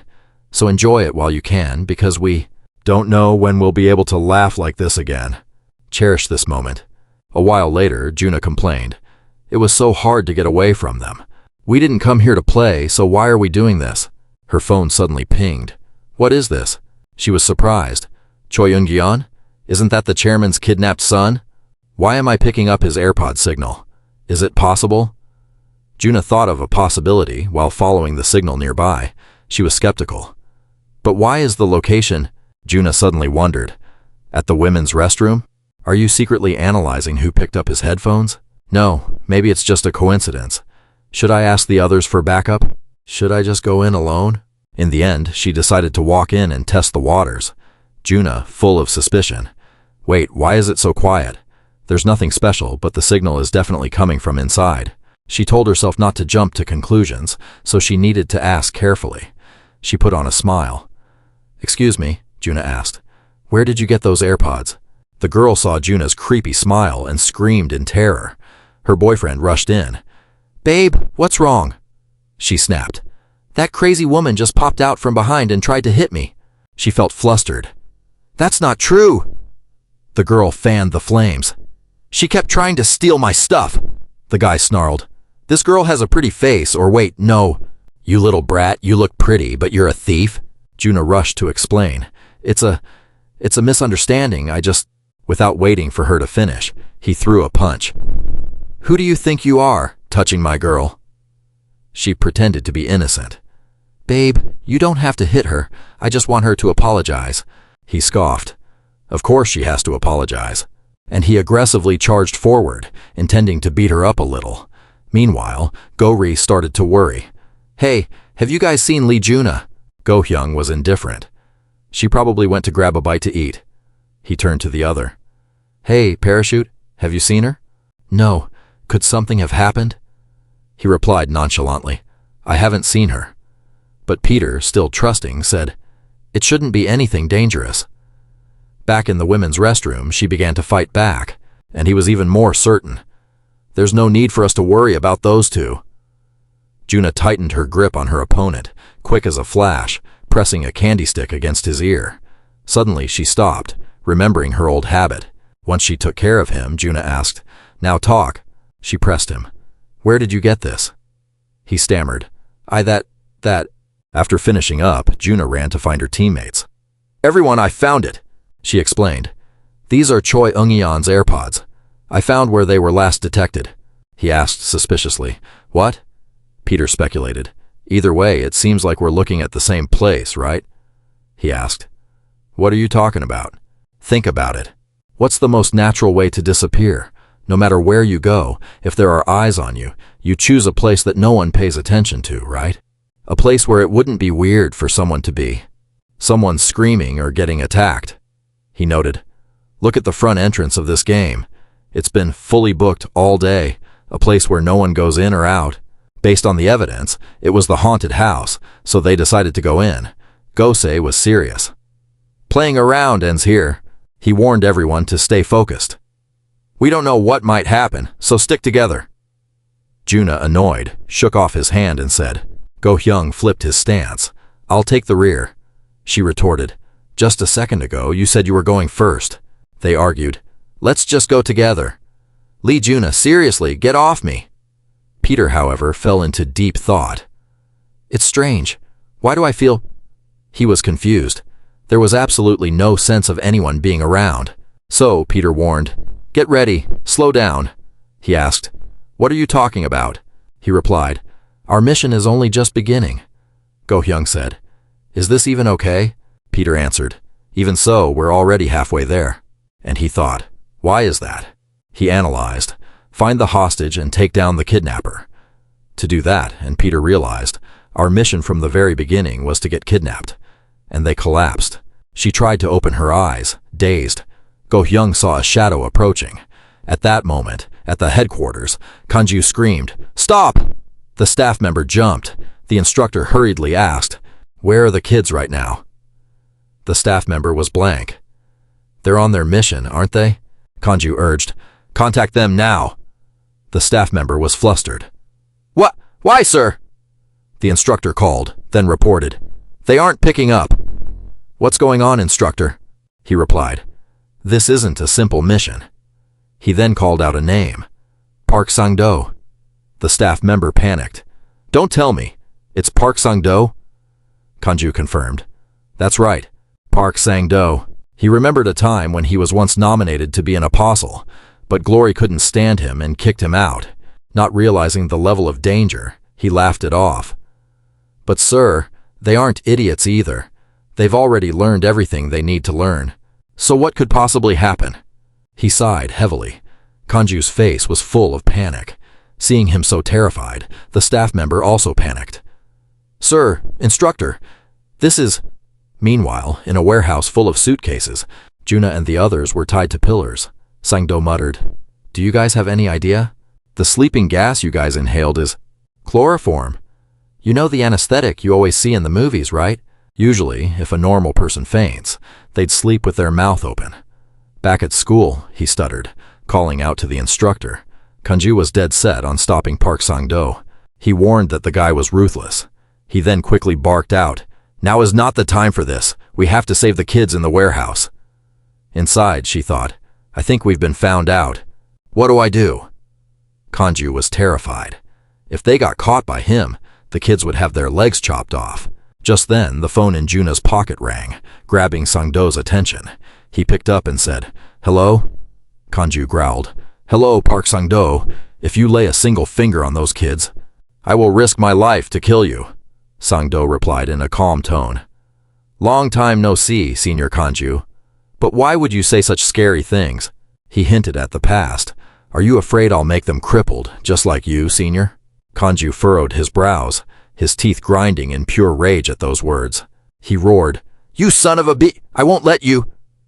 Before Kanju could finish, Sang-do made an offer. Since we're talking, let's make a bet. He rested his hand on her thigh with a provocative tone. When you get here, Senior, we'll see how many legs those kids have left. If you guess right, I'll spare Choi Yun-chang's son. If you guess wrong, well, what would you like to bet, Senior? The young man in front of him looked at the guy, muttering anxiously. Instructor, why, are you shaking like that? Just hearing the word bet made Kanju tremble so hard he couldn't stand. He had to grab the table with both hands. His face looked like he was reliving a nightmare. Out of nowhere, a voice shouted, Get out here! Where are you hiding, you criminal scum? Lee Juna, Kim Sun-gu, Go-hyung. He commanded, Go-jae, you go check that room. They're weak, so they're the first targets. He realized, stood up with a stone-cold expression and urged, Hurry it up, it's about to start. Taking advantage of Sang-do's distraction, Juna whispered, Sun-gu, Kim Sang-do. She worriedly thought, He's breathing with his mouth open while sleeping. Is he actually asleep? Being this calm is one thing, but how can you sleep right now? Juna skillfully used her feet to undo her shoelaces. What do I do? No, there's no other way. As she brought her foot close to his face, Peter suddenly asked, What are you doing? Juna jumped and blurted out, You're awake? He glanced over and said, I was never asleep to begin with. She quickly pulled her leg back, stuttering, Don't get the wrong idea. I was just trying to wake you up. Peter asked out of curiosity. By smelling you? Juna snapped back, shouting, By pinching you. Using her tied hands to hit his thigh, she said, This is how you use what we learned in training. Come on, do it like me. He raised his untied hands and asked, Do what? Juna gasped in shock. What? How? When did you untie those? Peter nonchalantly replied, A while ago. Flashback. While Sang-do was on the phone, he had already unlocked his handcuffs, planning to intervene if anything happened. Peter said seriously, Listen up, Juna. This isn't just a simple kidnapping. Those guys belong to Glory. You know that, right? After laughing, he suddenly asked, So, Juna, do you like to gamble? She wondered, What are you getting at, Go-hyung?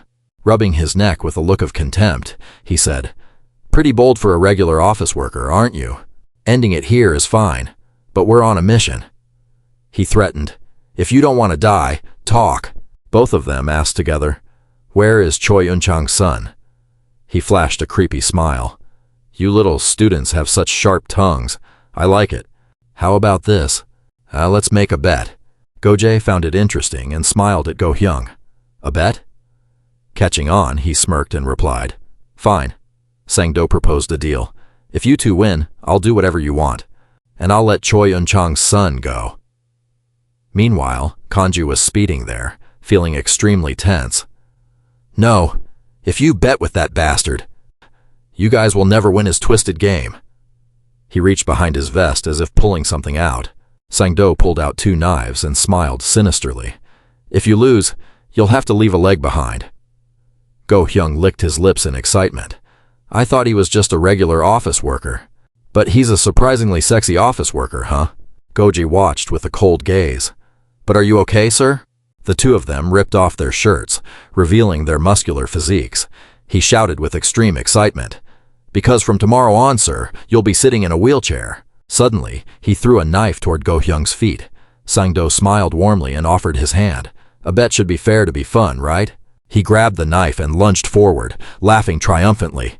"You're going to regret this, sir." "I'm very good with knives." Glory Orphanage, Class 58, Go-hyung. Specializing in super-fast movement and knife combat, Go-hyung swung his blade hard at him, but Sang-do blocked the strike with an indifferent face. While fighting, he analyzed, "What is this? Nothing special, right? We're using the same knives, but this guy is slower than me. Even if I don't go for the kill, the damage will add up. If this drags on, I'll win." Go-hyung suddenly took a cut across his chin. "What was that?" He looked at his blade, confused. "This is strange. Clearly they're the same knives." Go-hyung wondered why the sound of their blades clashing rang out alongside such fast and precise strikes. After seeing him back off, he stopped and asked, "What's wrong, student? Is something not right?" He inspected the knife closely, his face twisting in anger. "You filthy piece of trash!" The man doesn't understand what's going on, asking, "Why? What's the matter?" Go-hyung replies, "This knife has no blade." Sang-do adjusts his glasses, flashing a cunning smile. Just then, Peter and Juna run over, calling out their names. "Dr. Go-hyung Gojae, we're here. We'll help you." They raise their hands to signal them to stop. Then Go-hyung shouts, "Don't get in the way. This is our fight." He assesses their strength and says, "If we can't handle this, then you won't be able to either. So just stand there and watch." Hearing this, the two, though slightly worried, silently comply. Go-hyung puts the knife on his shoulder and glances over, his voice raspy. "Isn't that right, Goge?" Goge strokes his chin in agreement. That's right. With determined looks, the two silently convey their hidden intent. You have no idea what goal we've set our sights on. The final door to completing the Hell Week orphanage. A month in a place with no water or food. The only supplies we received were 1 gun and a single bullet. It was swarming with thousands of wild beasts, and we had to survive. That bullet was used for everything: hunting, betraying friends, or ending one's own life. We became obsessed with winning. Instead of dying like this, we had to survive at any cost. We saved that bullet until the very end, having a gut feeling about something. One day, this bullet would decide our fate. After Hell Week ended, we learned that only 58 out of 181 orphans had passed. There were only 2 of us left, and I heard a truly shocking story. Apostle Peter, when he was in his teens just like us, left behind a one-of-a-kind record. In 58 years, he was the only one who never used a bullet. Under the flickering light in the darkness, Go-hyung calmly says, "It's been 15 years." He speaks proudly of the time and effort spent trying to become like Peter. At this moment, Peter only watches Go-hyung in silence, and Gog, full of fighting spirit, rushes rapidly in front of the guy. "That's right. You're just a stepping stone for us to walk over." He lunges, wrapping his arms tightly around Sang-do's lower body. Then Goge quickly shouts, "Brother!" He uses his back as a launch pad, vaulting into the air. "I told you, didn't I?" Go-hyung swings the knife with a cold expression. "You'll regret giving me this knife." The guy looks up with a look of contempt. "This isn't really a blade. One wasted move." Sang-do catches his arm tightly. "You're planning to cut my arm, aren't you?" Before that, Go-hyung had already thought of a way. He drops the knife. Without a blade, if you can't cut, you just have to stab. Goge, from below, grabs the knife, preparing to pierce the guy. As the knife is raised, a hint of fear flickers on Sang-do's face. Coldly, he says, "You want to become like Peter?" Under his surprised gaze are the fragments of the knife flying before his eyes. The pieces of the blade slowly fall to the ground. The guy mocks, "Is that so?" Gog is shocked. He shattered the knife, a traditional kukri knife from Nepal. Juna, worried, is about to run out to help, but is stopped by the man. Sangdo proudly boasts about its mass and weight, which is 3 times that of a regular blade. I've practiced with this my whole life. The guy flashes a smug smile. Faster than a knife and heavier than an axe. Sangdo strikes a professional stance, muttering, "This kid is a killing weapon." Former assassin, Gloria Park Sangdo, knife fighting specialty, estimated level, past A. The two hear this and get furious, shouting, "Quit talking nonsense." As they rush in, Go-hyung wonders, can he really control that heavy knife so freely? Looking at how confident he is, combined with his current movement speed, in a split second, Sangdo has struck all the joints in both their arms and legs, making Go-hyung silently admit, this guy isn't a normal office worker. He's a complete monster. With the last of their remaining consciousness, the two warn, "Stay away, Lee Juna, Kim Sungu, get out of here." Seeing both of them defeated and lying on the ground, she screams, "Doctor! Hyung! Goge!" The guy finds it annoying. "What a loud-mouthed girl. They're not dead yet. Don't make a scene." "How could I fight the kids?" Sangdo smiles victoriously. "Even so, if a bet is made, it must be paid." He gathers his strength to swing the knife, full of satisfaction. One leg at a time, right? In another scene, Kanju is driving the car at top speed, feeling anxious, yelling, "No, don't touch the kids! Sangdo, please, I'll give you my other leg." Juna panics, screaming, "Wait, wait!" Worriedly, she thinks that at this rate, he'll cut off their legs. Just then, Peter speaks up, asking, "Do you want to bet?" Sangdo glances over with a cold stare. He approaches and offers an even more tempting deal. "If you want, how about 2 arms and 2 legs?" The guy is confused. "What's that?" Sangdo immediately changes his attitude, responding in a friendly tone. "What an interesting kid. As expected of Glory. All right." The guy plays his old game again, throwing the knife toward Peter. Sangdo holds out his hand, smiling. "It has to be fair for the bet to be fun, right? Do you need a weapon?" Juna immediately warns, "No, that knife." But the man raises his hand to stop her, then says softly, "No." Peter pulls out a tray with a multicolored floral pattern. He confidently offers, "This is all I need." Sangdo wonders, "That's a tray?" He tries to hold back his laughter, but in the end, he can't hide it and hugs his stomach, laughing loudly. "Interesting. Very interesting. It's been a while since I've been moved to tears. But kid," the guy regains his cold expression, grips the knife tightly, and lunges straight at him, threatening, "I don't go easy on kids." Sangdo's swing speed is so fast it creates a trail of light, but Peter is no pushover, quickly tilting his body to dodge the blow. Seeing him always use the tray to block, the guy realizes, so he's using it as a shield? That's a good idea. Sangdo swings the knife, laughing mockingly. "How many times do you think you can block my knife with that tray? 10 times? No. I wonder if you can withstand 100. In another scene, a look of horror appears on Kanju's face. The old man drives in a state of extreme anxiety. What on earth is happening? Things like that day cannot happen again. Kanju remembers the guy's terrifying face, muttering, "I lost everything to Park Sangdo that day." Dialer, in front of him, is terrified to the point of breaking into a cold sweat. Sangdo calmly reassures her, "No need to be so tense, Dialer. This is something that always happens. Or since we're here, would you like to make a bet?" He holds a half-eaten chicken leg in his hand, flashing a cunning smile, calmly saying, "Will I survive leaving this place, or will I die leaving this place?" The dealer is smart. She probably sees which way this is going. But if it were me, I'd go all in behind him. Right now, 5 assassins with chainsaws are closing in, ready to take him out. Kanju declares the death sentence for Park Sangdo. He claims that because Sangdo has caused too many accidents, the company is in trouble and must sacrifice him to quell the outside rage. "Starting today, you're fired." As soon as he finished speaking, the 5 assassins rush toward Sangdo with their chainsaws. Based on their level, this is a team of veteran assassins, rank B and above. No matter how strong Park Sangdo is, facing 5 rank B assassins is too much. But at that moment, the reflection of that man's blade in my eyes, It felt like it had surpassed human capabilities. And that day, as an assassin, I also died. He remembered the guy's words. Whether the chainsaw is stronger or the knife is stronger doesn't matter. What matters is how you hold it. Kanju curses. That dangerous bastard is going to die. Back to the battle, Sangdo slashes his knife, cutting Peter's tray in half. He stops and sneers. You got lucky, but what are you going to do about this? He freezes, looking at his weapon now split in two. Sangdo mocks him. Your only shield is cut in half now, huh?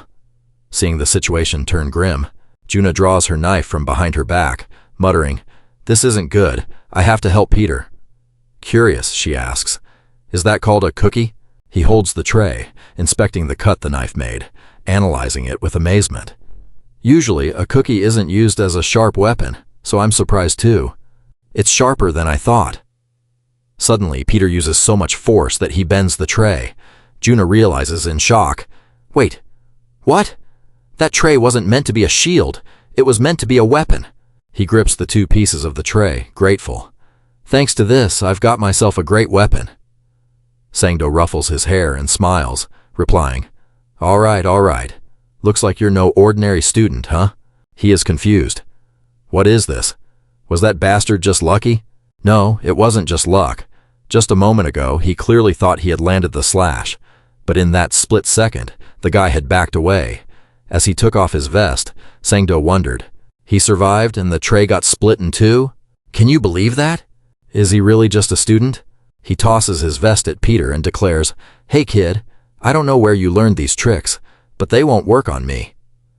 Sangdo moves even faster than the falling vest, muttering, Whether it was luck or intentional, one check will tell.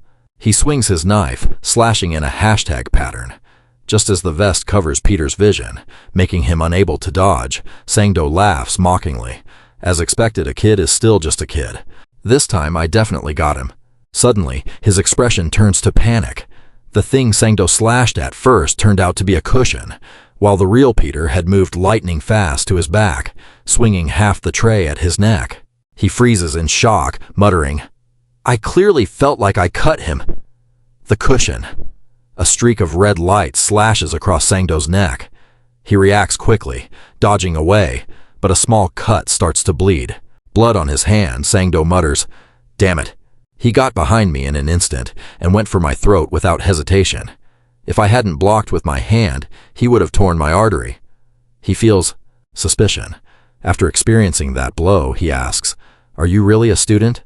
Suddenly, Sangdo realizes, I get it now. You can't cut thick clothes with a knife, and the tray couldn't block my blade. Peter is now charging in like a predatory eagle. Meanwhile, Sangdo silently realizes that's why he aimed for my exposed neck. He blocks the attack in shock. And with a speed I can't keep up with? Sangdo keeps retreating under the overwhelming assault, muttering, This bastard, let alone a student. Every time he strikes, Peter's eyes glow red, his movements as fast as lightning, making Sangdo doubt if he is even human. Juna stands to the side, silently observing. The weight of that cookie. Every time it swings, the air seems to explode. If he gets hit, he's definitely dead. She sees the speed difference between the two and mutters, But he's still slower than Kim Sungu. Looking at the situation now, Juna realizes the reason.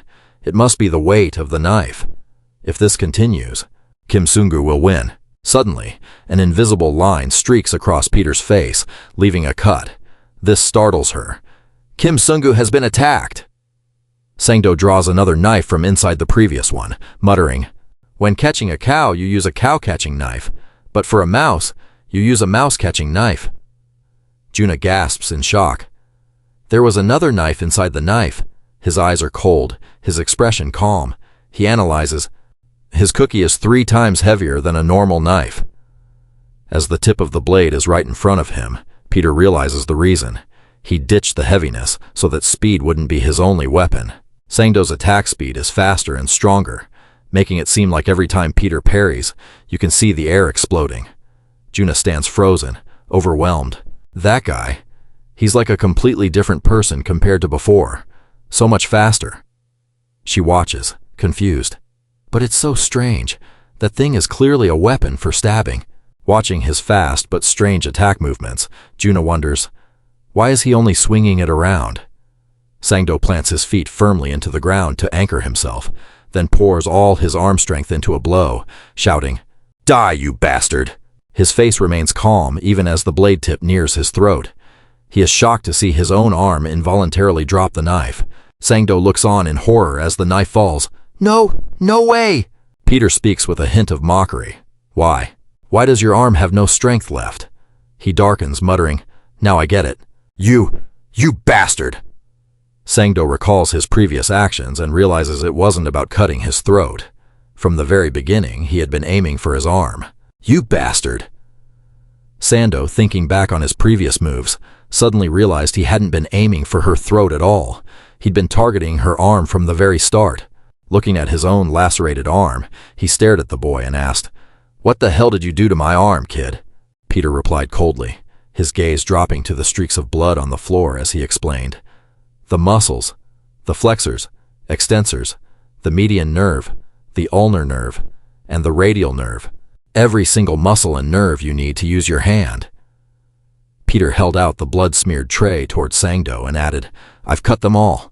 Only then did he reveal his true motive. "I never intended to kill you from the start." Trembling, the man muttered to himself, unable to comprehend what was happening. Sangdo stared in horror at the colossal shadow looming over him. It was no longer a student standing there, his face contorted with fear, his eyes flickering with doubt. What on earth had been happening all this time? Seeing a predatory beast lurking within the boy, Sangdo panicked and spat out, "Just how many people have you eaten?" Peter simply crushed the silver tray with his bare hand, reshaping it into a makeshift glove, and said, "Just like that. A silver tray could never overcome a blade."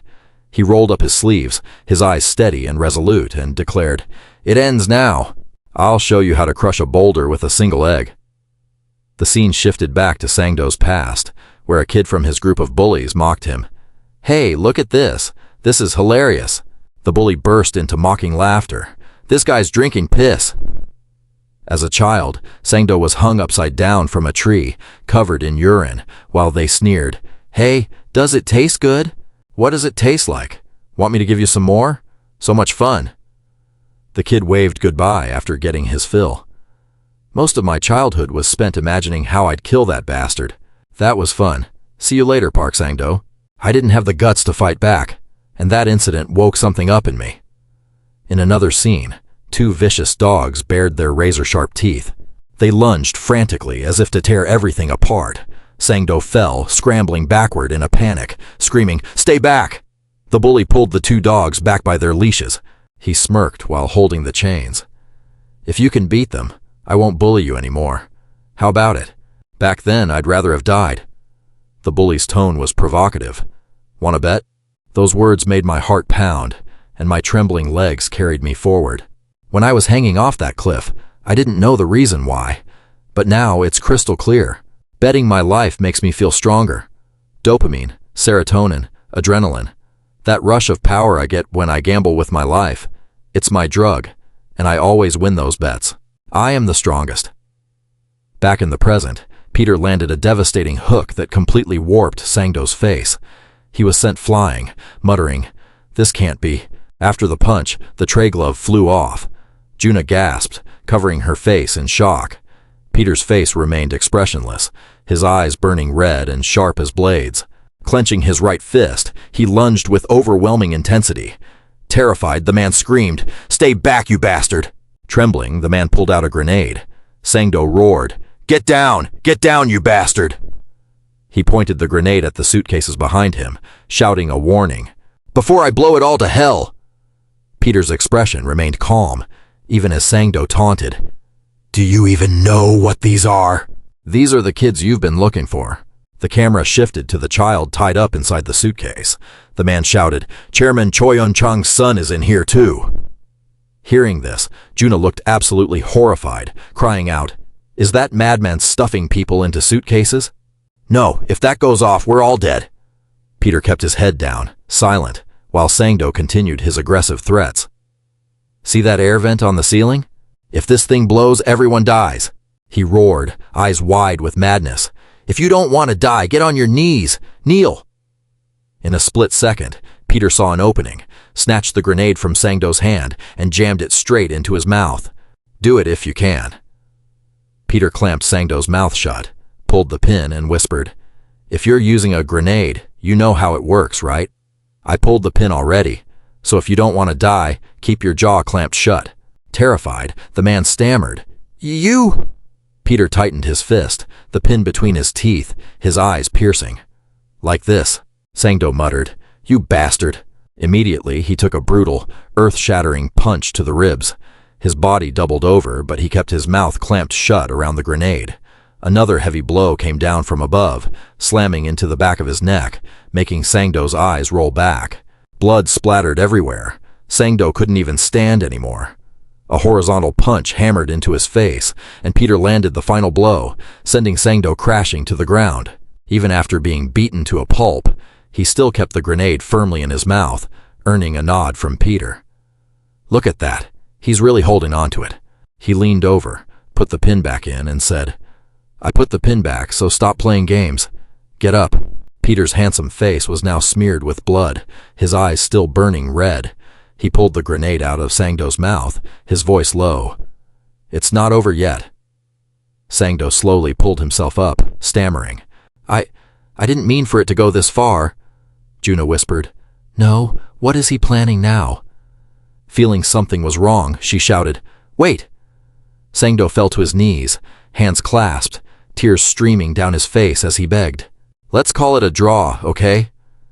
He wept and pleaded, "I'll pretend none of this fighting with the kids ever happened. I'll let them all go, so please, please." Hearing this, Peter looked confused, while Juna was completely taken aback. Once it was all over, Kanju finally ran onto the scene, shouting, "Kids! Kids, where are you? The teacher is here." Sangdo spoke up. "Senior Kanju." The old man was stunned, grabbing Sangdo. "This—" Kanju looked at the man crawling toward his feet in tears, wondering, "Is this really the Park Sangdo I know?" Sangdo, eyes brimming with tears, grabbed the man's leg and begged, "Please, save me." Peter dragged the other two over, calling out to Mr. Go-young and Goga, then instinctively called out Sister Samba in confusion. The old man replied, "Kids." And just like that, the case came to an end. Along with the kidnapped children, Chairman Choi Un-chang's son also escaped safely. A Glory headquarters operative spoke up as he took in the man's pathetic state. "Is that really Park Sang-do?" They stuffed him into a bag, leaving only his panicked face visible, screaming, "Just pretend I'm dead. Please, just pretend I'm dead." They sneered, saying, "Rumor has it he ran away from the company and evaded HR for 13 years. I guess that infamous rumor wasn't such a big deal after all." Park Sang-do was hauled off to Glory headquarters. Even as he kept wailing, "Please, just let me die," the assassin zipped the bag shut. Kanju's emotions were indescribable as he watched him being taken away, muttering, "The nightmare is over. My life as an assassin ends today. But I still can't believe it. You woke up, wrapping a shawl around yourself, rambling about how you clearly felt our synergy attack had worked." He wrapped one around himself too, replying excitedly, "You felt it too?" The old man looked at them suspiciously, muttering, "Those kids actually took him down?" Kanju's eyes drifted to Peter, thinking, even though a lot of this is still unclear, but he turned to Juna, softening his voice. "Fix your blanket properly. You'll catch a cold like that." The old man eventually conceded, "Well, since it's not me, I've got nothing to say." After that, we officially became assassins. Go-hyun held the ID card, asking in disbelief, "Is this it? We're done?" "For real?" you yelled in excitement. "We're A rank? No, wait. We even caught an S rank assassin." Peter signaled for Go-hyun to keep it down, while she turned to scold him. "How embarrassing, shut up." You still couldn't believe it, asking, "But we're D rank. It's only D rank, right?" Watching the elevator go down, Juna kept wondering, "But why did they call us here? Where is this thing going? We aren't going to get killed, are we?"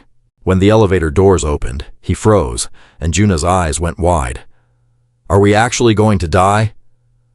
Both of them were stunned to see two muscular ladies waiting at the elevator door.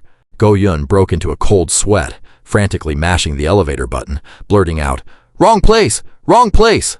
Close the door, close it. Sorry, ma'am. We'll come back later." Gojay kept banging his head against the elevator wall. Can't believe our luck, seeing this. As the two muscular women stepped aside, the secretary appeared, saying, "Please come in. We've been waiting for you." Both of them blushed. Your hands were hitting the button continuously, but with an excited tone. "Wait, this is the Allied forces. We're the ones you're looking for," she said softly. "This way, please." After guiding everyone to the upper floor, the secretary said, "Our chairman is very interested in you all, because you saved the heir of the Diha Corporation, Yoon-gyeon." She led them to the dining room and continued, "The chairman has given special instructions to host you all without any lack of service." Go-hyun and Gojay were pumped, seeing the attractive food, shouting with excitement, "The food looks amazing." The whole group went to the fitting room, thrilled. "High-end stuff. Delicious." He adjusted his tie, saying, "We get to eat well with the chairman and even get new clothes. Even though we haven't met face to face, they've handled everything, haven't they?" Standing in front of a large door, Go-hyun shouted excitedly, "Are they giving us even more? This is so nerve-wracking." The secretary walked over and opened the door, saying, "Well, I'm sure you're all curious." As she opened the massive doors, it was like an announcement that this place was the main event of the day. A blinding, dazzling light emanated from inside the door, making you and Gojay's jaws drop in amazement as they stepped inside and saw the room filled with nothing but heavy-duty Vipro-class weaponry. The secretary introduced them. "Our Diha Corporation is a company with world-class military technology, responsible for all kinds of combat support for glory assassins." She offered her congratulations. "You have all been appointed as official assassins." Looking at the weapons in the room, the secretary relayed the chairman's words. "Take as much as you like." Go-hyun stood behind her, waving his hands and the guns around. "We don't even use guns for combat, right?" He quickly agreed. "Of course not, man." In the blink of an eye, the two of them had stuffed themselves with weapons, politely adding, "We've taken enough, this is plenty." She watched the scene, stuttering. I can have it delivered for you." Juna turned to look at the knife cabinet, exclaiming, "This is a Damascus blade? With S3OV material too? Is it really okay to take such expensive stuff?" She reached out, muttering, "Maybe I'll take one too." Juna suddenly remembered, "Wait, I didn't really do anything that day. I don't have the right to accept this." The secretary went behind Peter and asked, "Kim Sun-gu, have you made your choice?" She was curious what this student would pick. He took a pen, turned around, and replied, "I only need this." The secretary was stunned, muttering, "He only took a fountain pen? He's so young, yet so ungreedy." Peter thought to himself, "Because these are all weapons I've used before." Suddenly, she received an order through her earpiece and answered, "Yes, Chairman. Yes, I understand." The secretary announced, "I will take you to the chairman's office now." You shrugged, saying, "Why does it have to be so troublesome?" "All right, we have to go. Let's move." Her small mouth pursed, not looking at him, as the secretary said, "Only Kim Sun-gu?" Peter was confused. "Me?" Hearing this, Go-hyun shouted, "No, wait, Mr. Chairman. We've built such a bond over this time." The elevator display showed it rising to the 41st floor. Inside, she praised the fountain pen. "An excellent choice." He replied calmly, "Not really, it's just the model I like to use." The secretary was curious, "But weren't you from an orphanage?" Peter immediately cut her off, asking back, "Why is the chairman looking for me?" She stammered, "I don't know. You should ask him yourself." With a cold, detached expression, he replies, "Thank you." As the elevator reaches the floor and the doors slide open, the secretary leads Peter inside, bowing to the chairman. "Sir, I've brought Kim Sun-gu here as you requested," Yoon-chang tells her. "You've worked hard. You can head out now." She bows and leaves. The chairman speaks up. "I've been wanting to meet you for a long time." Yoon-chang smiles politely and gestures for Peter to sit down. Student Kim Sun-gu, or should I say, the heir to the Diha Corporation, leading the world's top military supply conglomerate, Choi Yoon-chang leans back against his desk and asks, "Was the meal to your liking?" He replies, "Yes, it was delicious." Yoon-chang asks further, "And the clothes? How are they?" Peter answers, "They fit perfectly." As the chairman pours some coffee, Peter asks curiously, "May I ask why the chairman wanted to see me?" The chairman chuckles nonchalantly and says, "Didn't I tell you already? I simply wanted to meet you. No other hidden agenda. There's no need to be so stiff." Suddenly, Yunchang steps closer to Peter, his voice dropping to a low, heavy tone. "Actually, being a bit stiff is only natural, isn't it?" Staring into Peter's cold, guarded eyes, he leans in close and whispers, "I know who you are." Yunchang murmurs, "You're Peter, aren't you?" Peter freezes the moment he hears those words, but then the corner of his mouth twitches into a smile. December 24th, 1978, Namsan. An icy, jolting surge of electricity like the kiss of death tears through his entire body. The man convulses violently, his eyes rolling back. Tears stream uncontrollably down both his cheeks. His mouth is gagged, and all that can be heard are stifled, choked groans. The sick man slams the table and roars, "Speak, damn you! Where is Choi Yunchang being kept?" He grinds his teeth. "Damn it, tight-lipped as ever, huh?" Even under brutal torture, the Soviet agent just smiles mockingly. He sneers, "I already told you. There is only one way for you people to save him." The Soviet agent screams his demands. "Hand over the missiles that South Korea has been developing with the US to the Soviet Union." He threatens, "If you refuse, the son of the Diha Corporation, Ha will lose his life as well." On the other side of the glass, an assistant desperately tries to calm him down. "Chairman, please, calm down," he suggests. "Sir, you can negotiate with the US side and send our finest elite forces, including a Delta force, to Moscow. We will find him, I promise." The man listens to the phone, his expression shifting wildly. He stammers, "Chief O, that? Right in front of the moving train, a man is aiming at a helicopter." Suddenly, a massive explosion shatters the silence. The helicopter disintegrates into pieces in mid-air. A report comes through. "The entire Delta Force unit has been wiped out." Diha, completely out of options, gives an order. "Chief O." The chief hesitates. "Sir? You don't mean that place?" He replies, "Yes. To the Cathedral of Glory." The scene shifts to the exterior of a church. Diha bangs frantically on the door, screaming, "Father, Father, this is an emergency. Please, open the door. Choi Diha is here." The priest steps out, his voice calm and composed. "Please settle down. Coming for confession this late at night? What could possibly be the matter?" He bellows in desperation. "My son, Yunchang, has been kidnapped by the Soviets." Diha grips the iron bars of the gate, his face a mask of panic. "The support of the Diha Corporation. Anything you want, I agree to it all. No matter the cost. 15 years, 100 years, just..." The priest places a rosary on his Bible. When he hears the plea, he says, "Among your 12 apostles, please, send the best one you have." The priest replies indifferently, "I don't know what you're talking about." Diha is stunned. He pleads frantically, "Please, this person, my son, has been kidnapped. Please, please, I will do anything." The priest reassures him, "You needn't worry, for all things will follow God's will." He calmly adds, "So go and pray." Diha, unable to remain calm, shouts in a frenzy, "This is not the time for prayers. What good will praying do in a situation like this?" The priest says, "God's missile has already reached Moscow." The scene shifts.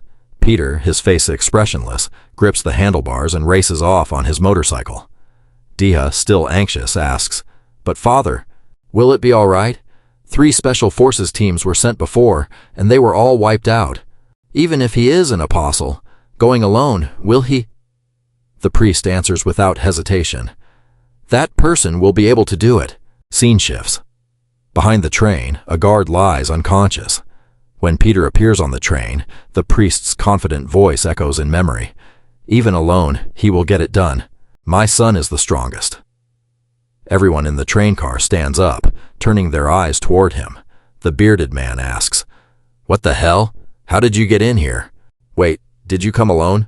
Peter exhales, a faint cloud of steam rising in the freezing air. "It fits perfectly." The man looks confused, but before he can understand, the bearded man collapses from a lethal gunshot. Peter slides to the side, firing shot after shot in rapid succession. In the blink of an eye, Peter moves in a clean, zigzag pattern, taking down all the low-level thugs on the train. He leaves no room for resistance. A bullet pierces the skull of the last man. Only then does he explain. I said it fits perfectly. Your head count and my bullet count. It's just a pity you lot didn't get to hear that before you were. Peter defeats them and steps over from the next car. Lieutenant Colonel Yujin shouts a warning. Drop your weapon. He points a gun at the head of a young Yun Chong. If you don't want this kid to have a hole in his head, then drop your gun! The train speeds through the blizzard. Inside the carriage, Lieutenant Colonel Yujin says, That's right, I've heard of this. He recounts the rumors he's heard. I heard there was an Asian monster who could survive anywhere on his own. But you're younger than I thought. Lieutenant Colonel Yujin asks curiously. It's you, isn't it? The Apostle Peter? At this moment, he does as told, dropping his weapon and raising both hands. Peter approaches and speaks in Korean. Hey Choi. Yun Chong is shocked to hear Korean. He gives an instruction. I will count to 3. When I say 3, duck down. The young boy looks confused and stammers. Wait, what? Peter starts counting in Korean. 1. The lieutenant, not understanding Korean, screams. You damn brat! What are you saying? Speak in Russian. His hand slowly curls to count. 2. Lieutenant Colonel Yujin yells in a rage. Stop spouting nonsense! Get on your knees, you dog! At that moment, a coin appears in Peter's hand. 3. Damn, he was actually threatening to kill this kid. Chang immediately ducked. Seizing the moment, he threw a coin with force, embedding it right into Lieutenant Yujin's head, sending him tumbling backward. With a cold gaze, he watched the lieutenant fall and delivered a message. Sorry about that. Now let me say it again in Russian. Goodbye, Lieutenant Dujin, of the KGB Intelligence Bureau. After the danger passed, Yun Chong stammered his thanks for saving his life. Once the mission was done, Peter lit a cigarette for himself. The kid spoke up, asking, You're Korean too, aren't you?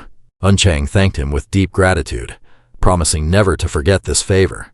Peter just kept smoking calmly, ignoring the kid who was shouting, I will definitely pay you back. Peter then picked up a hat and put it on Yun Chang. Listen here, Choi Yun Chong. I didn't come here to save you, he said, turning away with a cool demeanor. I came to save the corporation's future. You get it? Now get up. Peter reminded him that the way home was a long one. The kid stood up and followed, whispering to himself, Wow, he's so cool. Back in the present, Yun Chang said. Because of that, I've been able to survive until now. Even though 45 years have passed, I have never forgotten my benefactor's face. Standing before him, he asked, Kim Sun-gu, right? Yun Chang confirmed. Peter, his grandson. This statement made Peter break into a cold sweat. Thankfully, his cover wasn't blown yet. The old man exclaimed, You look just like him. But I don't think I've ever heard that Peter had any family. It's been a while since I felt a chill like this, Peter thought, looking at the man before him, the same kid he had saved long ago. Even so, that weak little boy has grown up to be quite a formidable man, Yun Chang asked curiously. I heard you only chose 1 weapon from the armory. Why didn't you pick more? Peter replied. Accepting the gesture was more than enough. The old man felt that wasn't enough, insisting, No matter what, I cannot let the grandson of that person leave empty-handed. Peter seemed to notice something and looked a bit surprised. Yun Chang humbly said, It's just a small gift, but please, accept it, as the metal door slowly began to rise. He recounted a story from a very long time ago, the pinnacle of future technology, the Daehe Corporation. Inside, a motorcycle appeared as Secretary Yun Chang introduced it. This is the collection item, the Petrus V4, which your grandfather once saved. Looking at each part of the bike, he analyzed. With the high-performance engine developed by Daehe, the top speed is 527.21 kilometers per hour. Moreover, it is equipped with stealth functionality. It can jam all devices, ensuring missions can be carried out freely, completely invisible to GPS and CCTV. Juna walked up, touched the bike, and exclaimed, This is so sick. Peter replied nonchalantly, You really didn't have to go that far. Go Young felt a bit jealous but tried to act cool. Don't make such a scene. Goge chimed in. You're acting like a kid. The two of them brought the weapons they had taken earlier to her, asking, Hey, can we return these? The secretary laughed shyly and said no. He threw a helmet to her, asking, What are you doing? Peter got on the bike and told her to hurry up and get on. Juna looked a bit confused. He wanted to go too, asking, "Hey, wait, take us with you." Peter wondered, "After what we've been through, you're asking for a ride now." His phone rang. It was Master Okanzio calling. Peter answered. Master Kanju was busy preparing documents and replied, "It's me. Having fun on the tour? The seniors at Glory probably want to check you guys out too." After hearing that, he muttered, "So it's a meeting of assassins?" The old man hesitated. "Well, it's been 4 years since someone was recruited specially, so everyone is quite curious. Come by and show everyone the fire of your youth." Go-young whispered. "Youth?" Goge asked. "Will it be okay?" The scene changed. He and the others were sliding on their bikes, but still confident, saying, "It's going to get pretty heated, isn't it?" She sat on the back and yelled, "Kim Sungu, step on it." Peter looked over at them and said, "In that case, these friends of ours will be left behind." Juna replied, "Exactly, let's leave them in the dust," Kanju said over the phone. "Also, when you arrive, tell them the monster rookies have arrived." All 4 of them stood in their black suits in front of the Glory Club branch. Kang Sel from Glory Club. Gog smoothed back his hair and bragged, "It's exhausting being this famous." Go Young adjusted his tie and agreed, "Yeah, I get it. Everyone's going to be curious about us, the ones who defeated an S rank, right?" He turned to ask Juna if she was ready. Peter muttered to himself, "Everything okay?" The 2 of them looked very excited. As they walked toward the massive doors, he pushed them open and said, "All right, let's go in." Juna was shocked by the scene behind the doors. "Is this where the apocalypse is bestowed?" Inside, everyone was praying to God. "The apocalypse. The assassins of glory will receive missions appropriate to their individual ranks," the priest announced. "Receive the apocalypse, the body of God," the man replied. "Amen." He handed over a B-rank card and wished him good luck. After observing, she realized in shock. "So, real assassins get their missions like this?" While Peter just showed a bored expression. "Low-level assassins get their missions like this, huh?" he asked excitedly. "Hey, what mission did you get?" He flipped his card over in excitement, saying, "I hope it's not just attending the promotion ceremony, huh?" Go-young was stunned. "What is this?"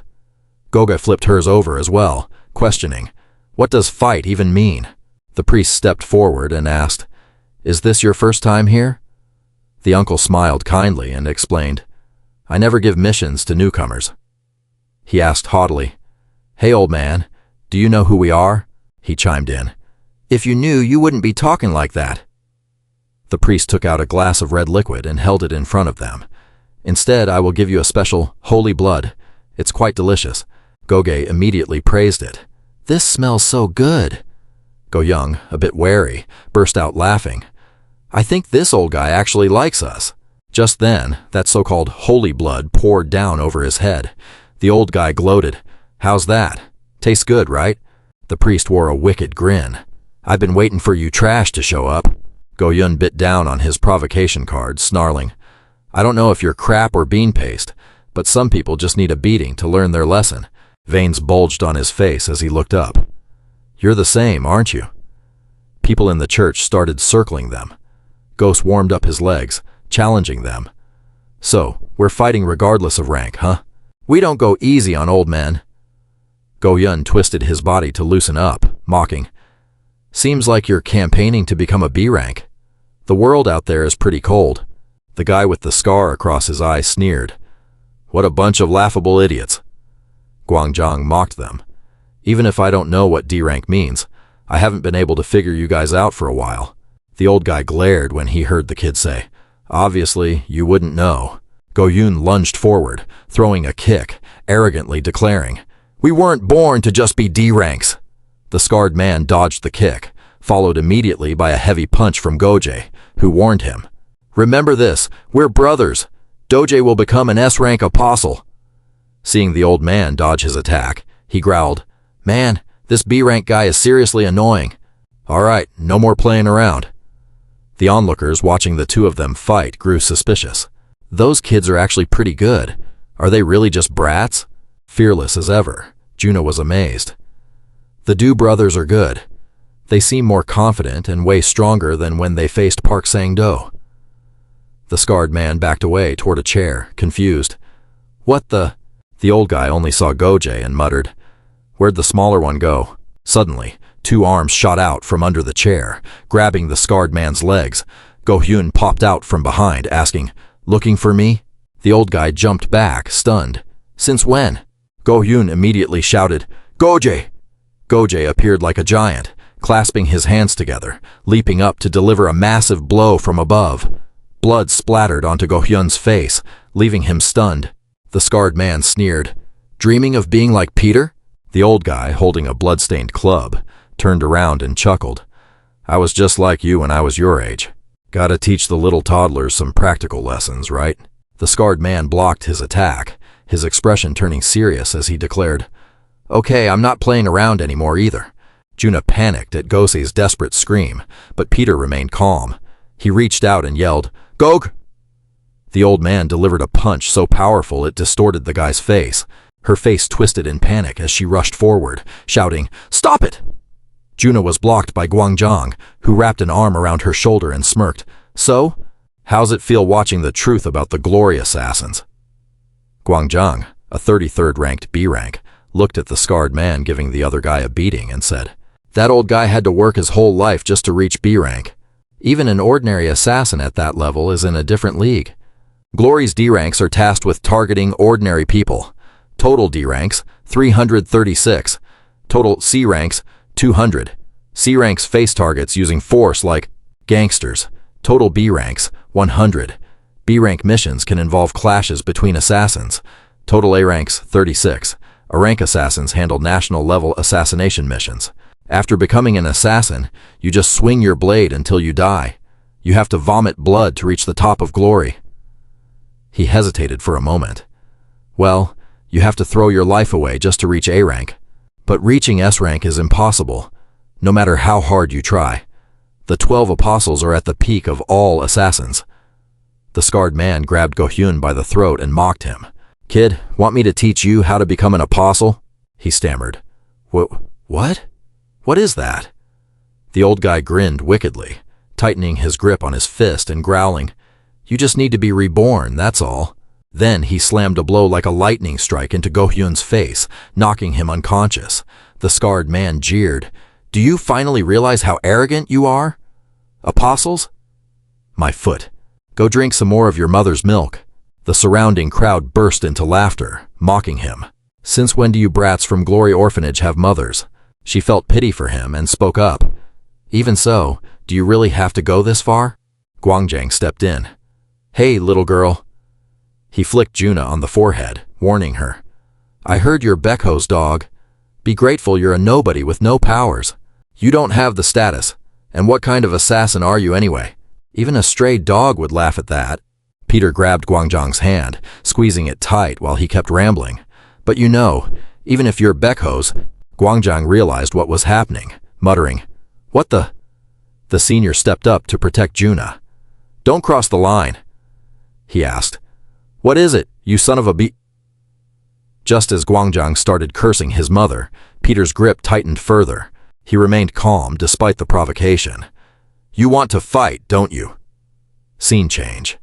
Jiwon grabbed Peter by the collar, screaming in his face, "Don't do it! Senior, you can't draw attention.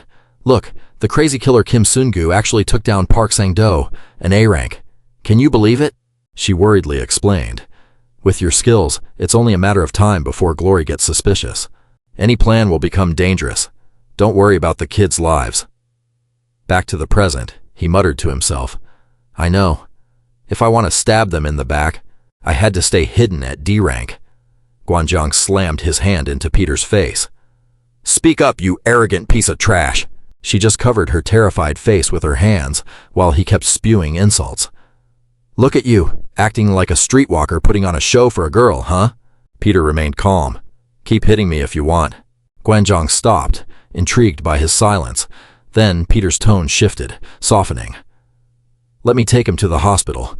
One of them is badly hurt, and the other has passed out. If we don't go now, it'll be dangerous."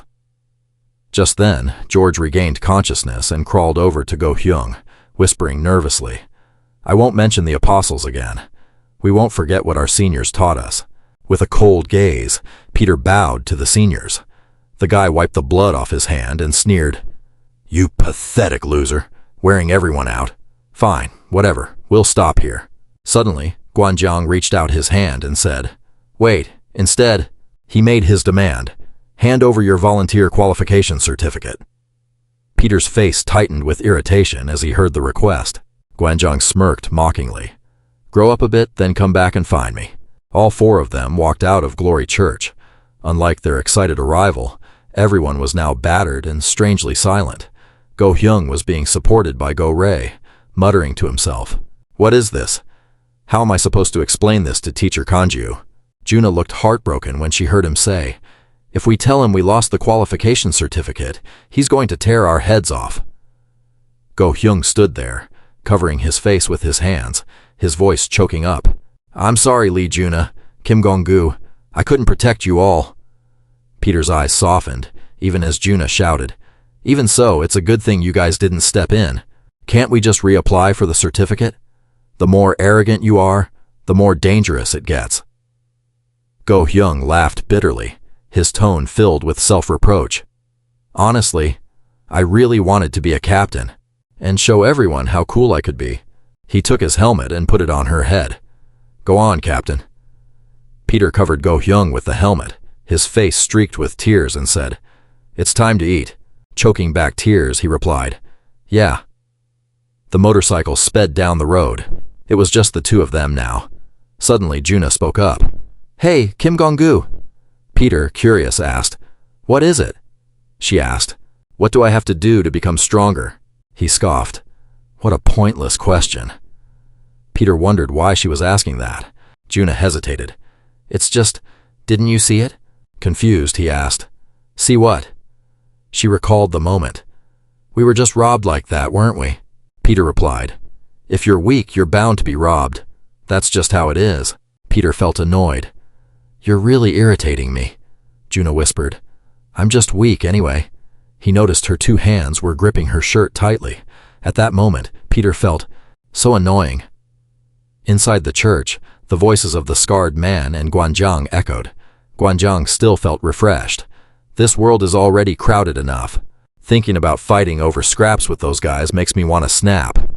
If they were smart, they would have chosen a different line of work. Exactly. Walking to the door, the guy suddenly remembered. "Oh, by the way, that kid earlier. Uncle, are you asking about the pretty girl or the one without eyebrows?" But Guanzhang said, "No, the one who acted like a streetwalker." "Is he like that because he's still young?" He remarked. "He's young, but his eyes were so cruel." Guanzhang was surprised to see someone still sitting in the church that night. "Doesn't look like he's leaving, does it?" He burst into mocking laughter. Did he come back to get beaten again? Or is he here to repent for being so arrogant today? Peter was still sitting there praying, not saying a word in response. Guanzhang stepped forward and shouted, "Grown-ups are talking to you. Why aren't you answering?" Peter suddenly spoke up. "Do you really have to go that far?" The guy was confused. "This kid hasn't had enough, has he?" Guanzhang threatened. "Today, we're going to make sure you—" Before he could finish, Peter stood up and cut him off.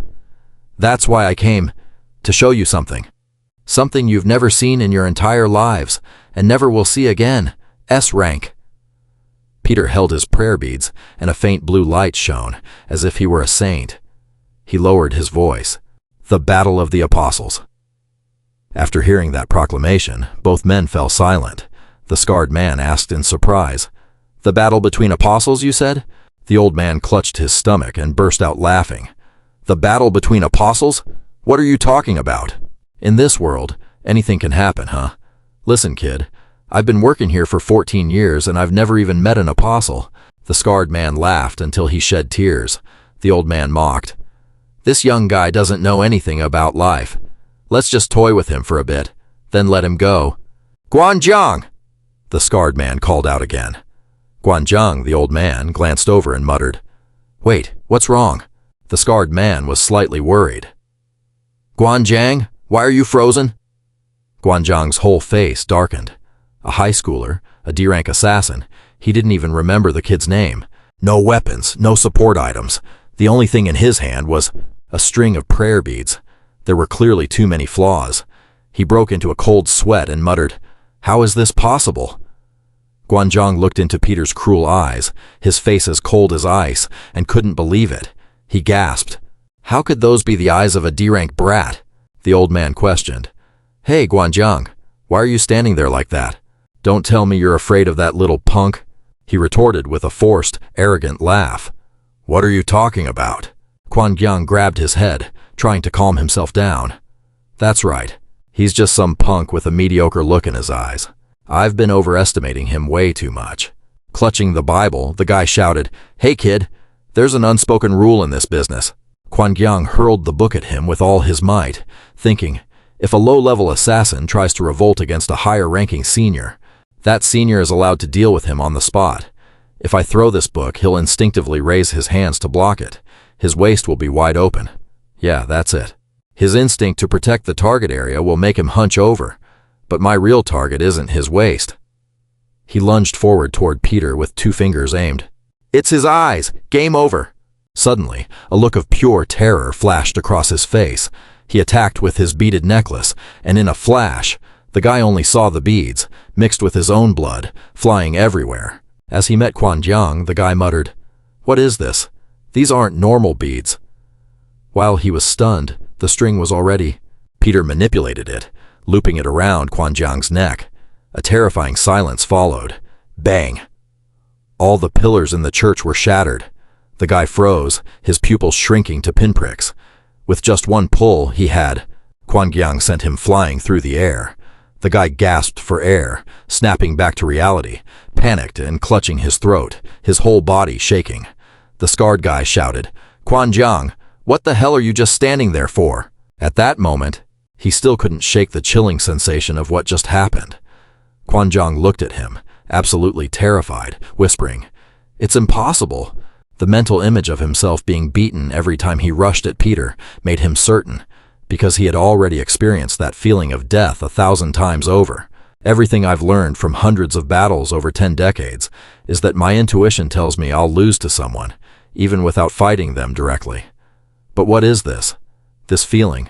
It's not on a basic level like that at all. I never imagined there could be someone this terrifying. What am I supposed to do? If I go over there, I'm definitely dead. Peter stood there with an unnervingly calm face and a cold, sharp gaze. He didn't say a word, just stood still, watching Guanzhong. Peter took a step forward, and before he could even do anything, the guy panicked and screamed. "I was wrong."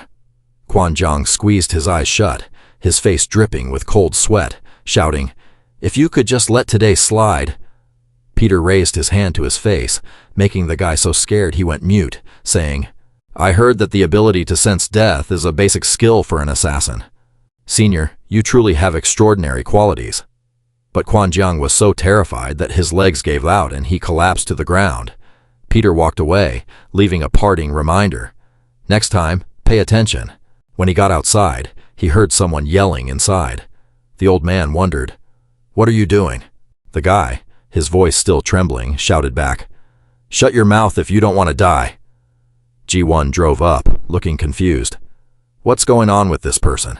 Peter looked up, startled, as she yelled, "Are you crazy?" "Senior, why are you here?" G1 stepped out of the car with her guide dog, scolding, "Are you fighting again? What am I supposed to do if this all gets found out?" He put his hands in his pockets and said nonchalantly, "That won't happen." She snapped irritably, "What? What are you saying, Senior?" Peter replied, "Think about it." Back in the church, Guanzhong still couldn't stand up after experiencing that terrifying feeling. Peter calmly continued, "That friend is a B-rank assassin, but he lost to a D-rank. Don't even talk about the shame or letting word get out. If that happens, it means they can never step foot in this area again." He got on his motorcycle, preparing to leave, his voice laced with a hint of sarcasm. Losing at the hands of an 18-year-old kid who didn't even throw a single punch.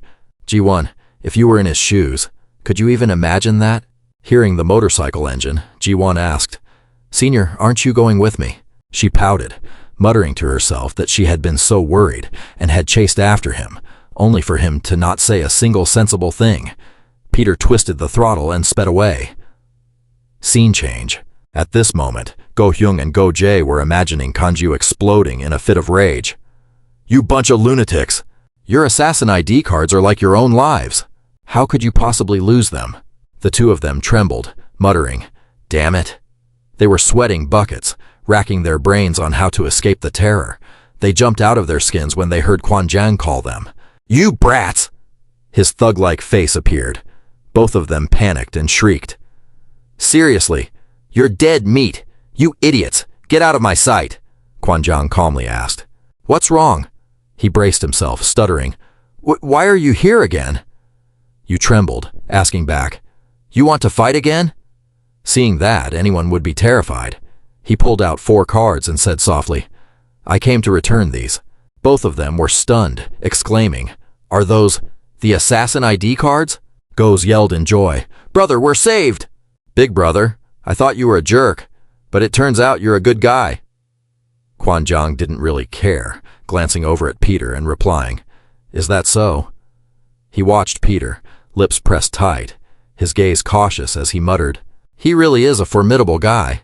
With the job done, Jiang tells me to get going. The last 2 guys bow 90 degrees and shout, Goodbye, boss!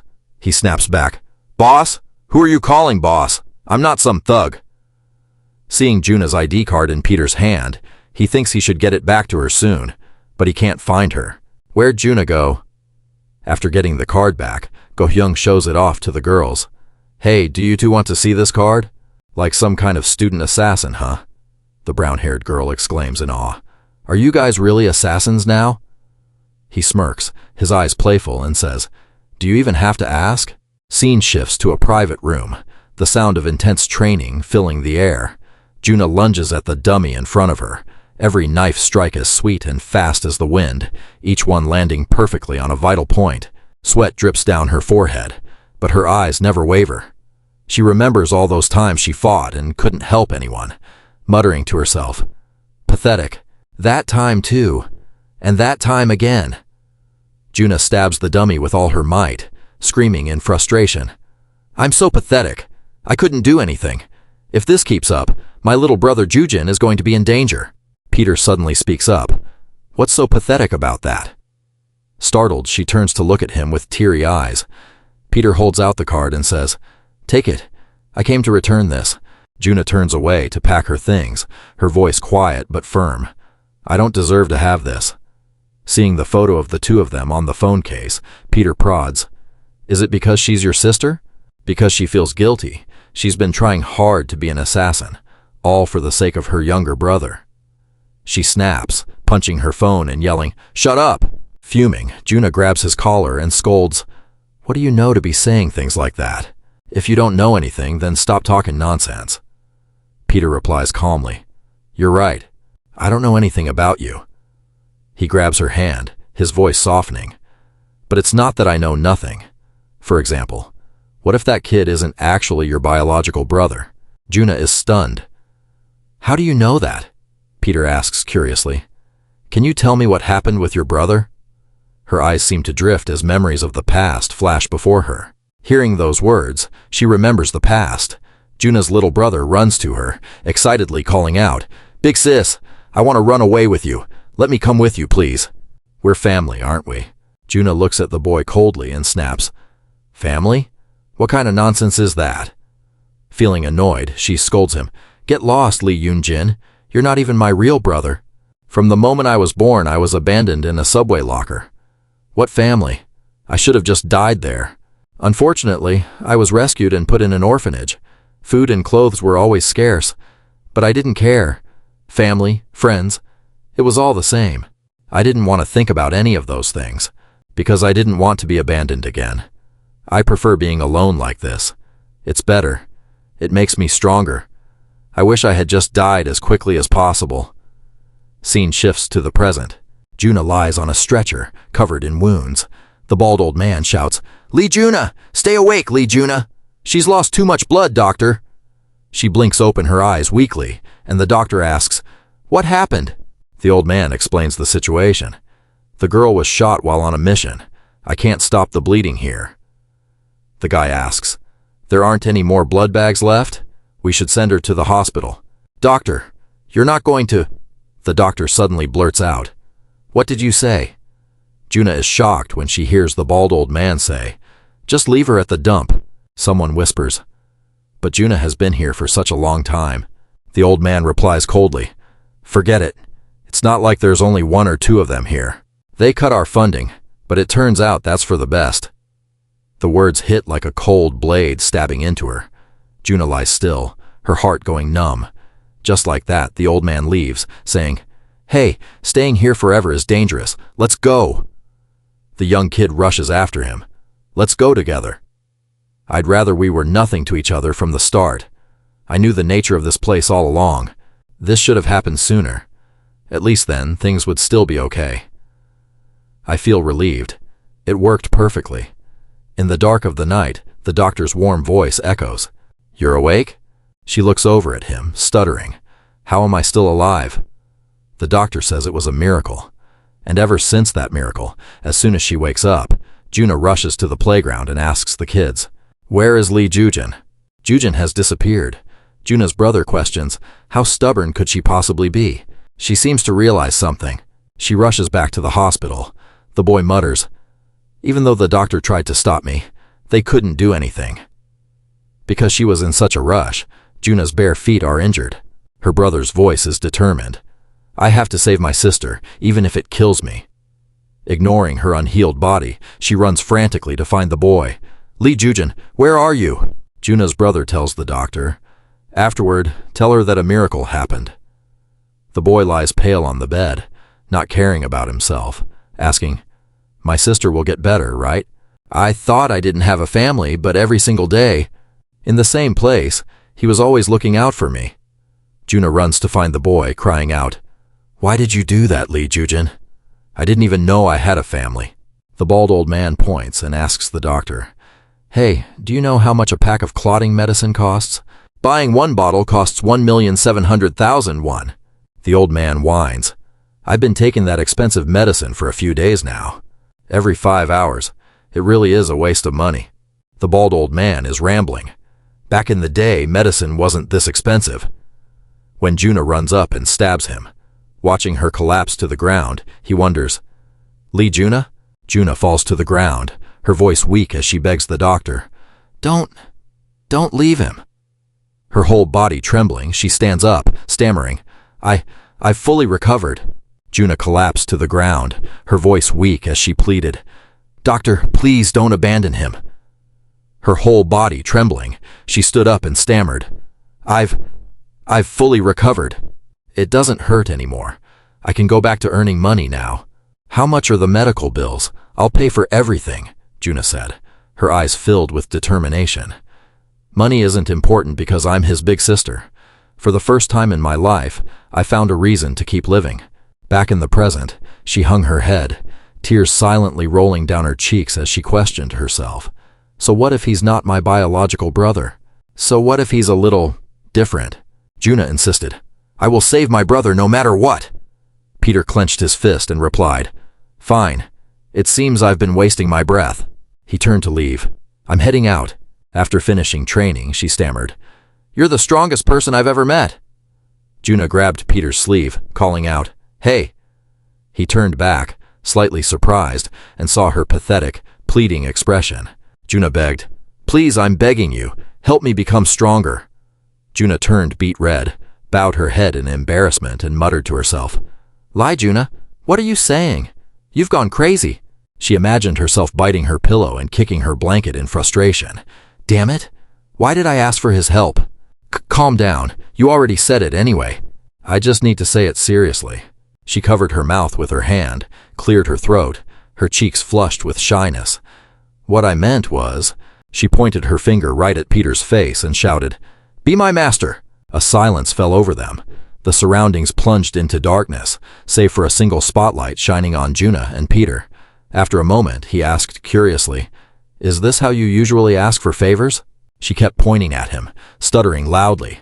"How much more serious do you want me to be?" Peter replied, "All right, I understand." She tried to act cool, turning her back on Peter and waving her hand, declaring, "Understand what? Who do you think you are? Even without a master like you, I've been doing just fine on my own for a long time." he continued. Well, I was just thinking about your proposal anyway.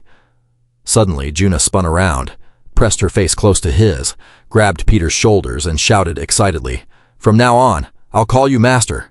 He looked down at her and responded, The thought of having a disciple like you is terrifying. She ignored him completely and shouted back, Master, I get it. Now hurry up and teach me some skills. He remained cold and indifferent. Let me think. Your strength is weak. Your physical condition is naturally poor. You're afraid of many things, but your temper is hot as fire. You lack focus. Those are the worst traits for becoming an assassin. Every word felt like an arrow piercing Juna's heart, but she refused to give up, angrily retorting, Do you want to die? What's wrong with my personality? Peter coldly cut her off. However, Juna, you have great eyes. You're quick, which is very suitable for an assassin. She heard this and was stunned, eyes wide, asking, Eyes? He continued, From the time at the Panchoan restaurant until today, Juna. They both realized why he had noticed Lee Juna in just a single moment.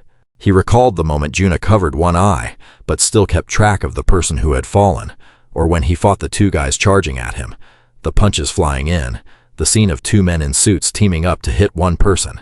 She had been standing nearby watching, just like when Sando was attacking him with his wild blade. He noticed her eyes were fixed on that direction too. Peter realized that it was because she never took her eyes off the fight, staring intensely to observe everything, as if she wanted to memorize everyone's skills. After thinking about it, he added, They say baseball players can often hit home runs because they can even see the trajectory of the ball as it flies toward them.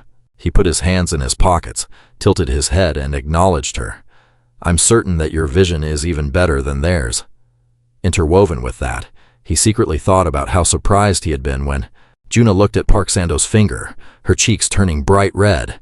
She crossed her arms and asked loudly, Are you complimenting me? Peter replied with a cold expression. I'm just stating the facts. He reached into his inner pocket and continued, Regardless, this weapon will help turn your weaknesses into advantages. This is a weapon that will help you defeat anyone.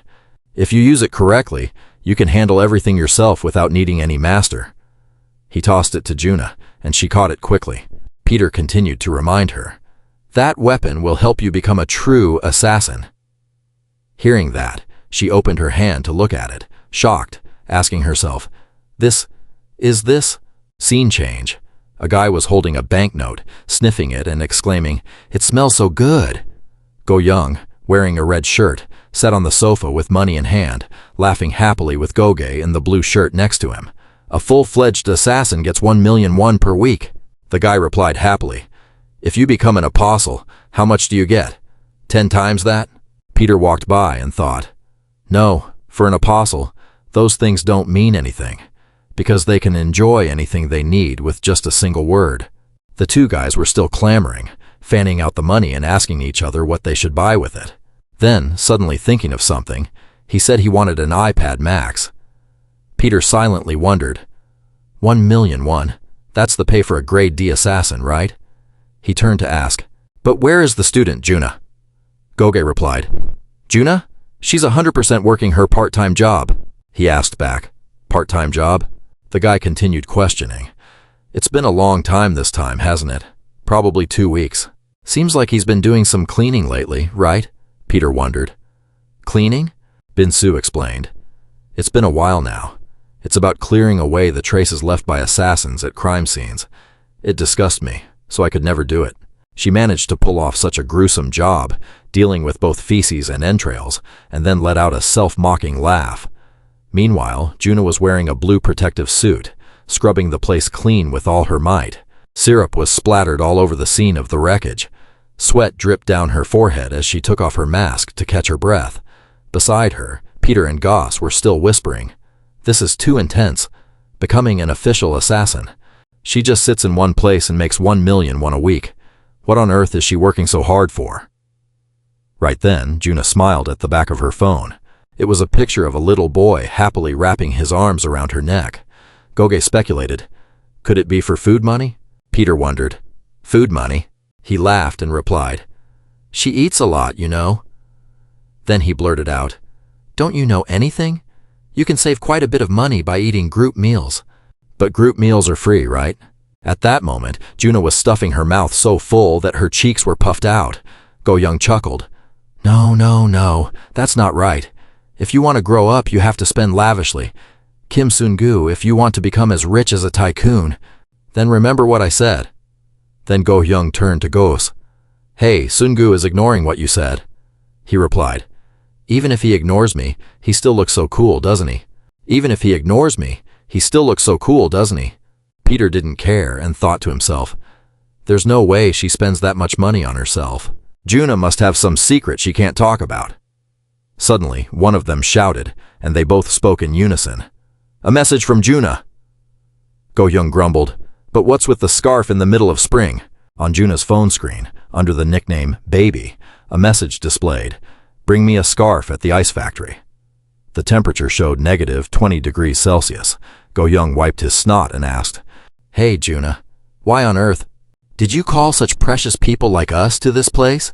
The two guys were wearing red scarves, shivering uncontrollably, with snot still running down their noses, holding each other's hands. Go-young screamed bitterly, Damn it, Juna, do you know our daily wage is 1,000,000 won? Pay up now. Juna, wearing gloves and a tight-fitting suit, wiped her chin and sneered. That's surprising. A few days ago, you guys couldn't even afford to buy food. Go-young was furious, shivering as he shouted, Enough! Just take it. What exactly are you doing here? She replied, What else? I'm training, obviously. Surrounded by rectangular blocks of ice stacked on top of each other, Go-young asked, Oh, did you find a new part-time job? Goss, still wrapped in the scarf, exclaimed, Must be making a lot of money. Juna heard that and retorted angrily, Hey, I'm training, you idiots. The two guys took turns asking, What the hell are you even doing? What kind of training is this? Smashing ice with your bare hands? She continued, What do you mean, bare hands? I have gloves on, see? The two huddled together to look. Sun-gu, still confused, asked, What is it? Cut to the scene when Juna received the weapon from Peter. He explained to her that it was a rope dart, a metal dart attached to a length of rope in her hand, which made Juna ask, A rope dart? Can this really help me become an assassin? Juna held the rope dart with both hands and stared at it. Peter agreed with her question and replied, That's right. The rope dart is the signature weapon of the wushu style. The method involves coiling the rope around your body and throwing the dart at the enemy. The power is directly proportional to the throwing speed. The dart will spin, and its destructive power is far greater than normal. He continued to explain. Another great advantage is, the enemy can't tell when the dart will fly in. And from where? She asked suspiciously. Fast and powerful, huh? But Kim Sun-gu, I'd rather use a gun than this thing. Back in the present, the two guys laughed mockingly. Is this supposed to be a secret weapon? Even if it were strong enough to shatter that thick ice in one blow, Go-young grabbed the rope dart and smashed the ice block in front of him. It's just a toy at best. Why don't you use a gun? Goge, standing next to him, exclaimed, One shot, one kill is better. Guns are powerful and easier to hold. One shot, one kill, exactly as you want. Juna agreed. You're right. Go-young heard that and asked. She recalled when Peter explained one shot, one kill to her. He held up his hand like a gun. But if you want to kill 5 people, you need 5 bullets, but this weapon is different. If it's a rope dart, then it's done. Juna swung her weapon, a white streak of light flashing past the stunned faces of the two guys. Juna's gaze was determined and focused, putting her strength into the swing, understanding her rope dart.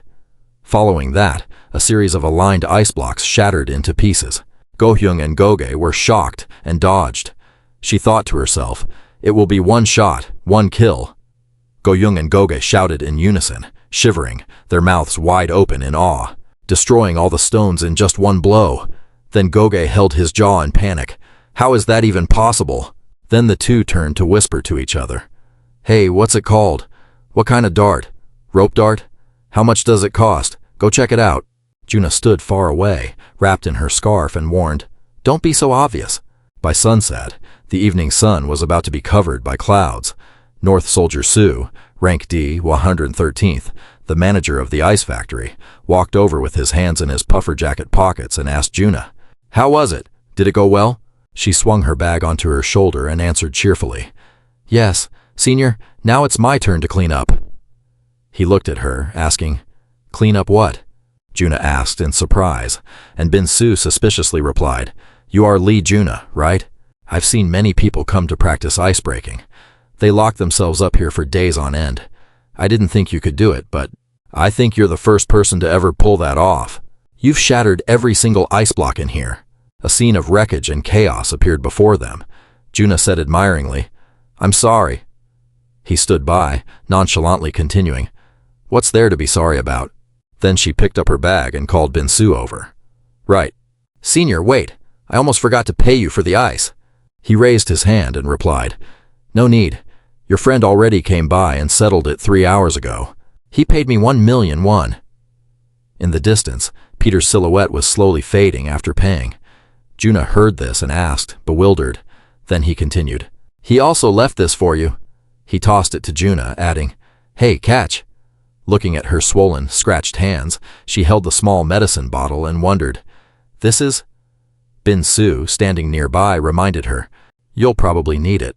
Apply it before it leaves scars. Juna then turned and walked outside, tucking the bottle into her side pocket. The evening sun cast its light onto the ice factory.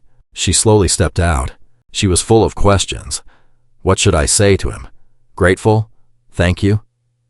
Her phone screen now showed the chat window with the old soul. Hello, Juna. I've put your contact book in the desk drawer. And the line she was drafting. Thank you. Suddenly she realized, No, that's not it. And deleted the line. She was hesitant, wondering, What should I say to Kim Sungu? Oh, I have no idea. A moment later, Peter picked up the phone and asked, Hello, is something the matter? Juna sat leaning against a spot and replied, Just curious what's on the menu at the cafeteria today. He exclaimed, You? Seriously? She cut him off. Is it boring? Peter answered, They've got both meat and strawberries, the kind you like. She shyly raised her voice. Well, that's good. I'm hanging up now. Suddenly, Peter's voice continued. Hey, Juna. Congratulations on getting your own weapon. I hope you do well with it. Juna froze. Then he hung up. See you later. He was wearing his gym clothes, leaning against a pillar reading a book. In the distance, Goge was sitting next to Goyong, who was practicing with a rope dart. He said, clearly annoyed, Lee Juna actually did it. Why on earth? Is it just raw talent? Goge advised, Let it go, man. If you don't have the talent, even 15 years of training won't make a difference. Peter set his book down and turned to walk away. Juna, you know. That's strength and the weapon you've been looking for all this time. It has been in your hands for a long, long time. The book showed information about Juna, along with scenes of her dancing with a rhythmic ribbon in a fluid motion. The scene shifted to a wall painted like the sky with white clouds. A loud scream rang out. Hey, you guys! A man in a business suit, covered in syrup and grime, groaned on the ground. Park Sang-do, bare-chested, raised his sword high, slashed the guy's neck, and declared loudly, Bring them all on! I'm Park Sang-do! 4 or 5 guys surrounded him with weapons drawn. He sarcastically challenged them. A truck full of B-rank and C-rank trash? Bring it on! Do you really think you can beat me? Suddenly, a voice echoed from afar. That's going to be tough. Sang-do was slightly startled and took a stance. The person stepped on the hand of a man who had already fainted and continued. B-rank won't cut it, and C-rank certainly isn't an opponent. If you want to defeat Park Sang-do, a rank. He paused for a moment before adding, filled with suspicion, It could only be an apostle. The person wearing a white coat stepped forward. The 2 rows of men around him bowed respectfully. Sang-do's eyes went blank in surprise. Then he dropped his sword to the ground. Right next to a pair of blue Crocs with adorable stickers, he leaned over to pick up the sword and continued, I heard you like gambling, so how about you make a bet with me? A rank, right? Assassin Park Sang-do, about to become an S-rank apostle.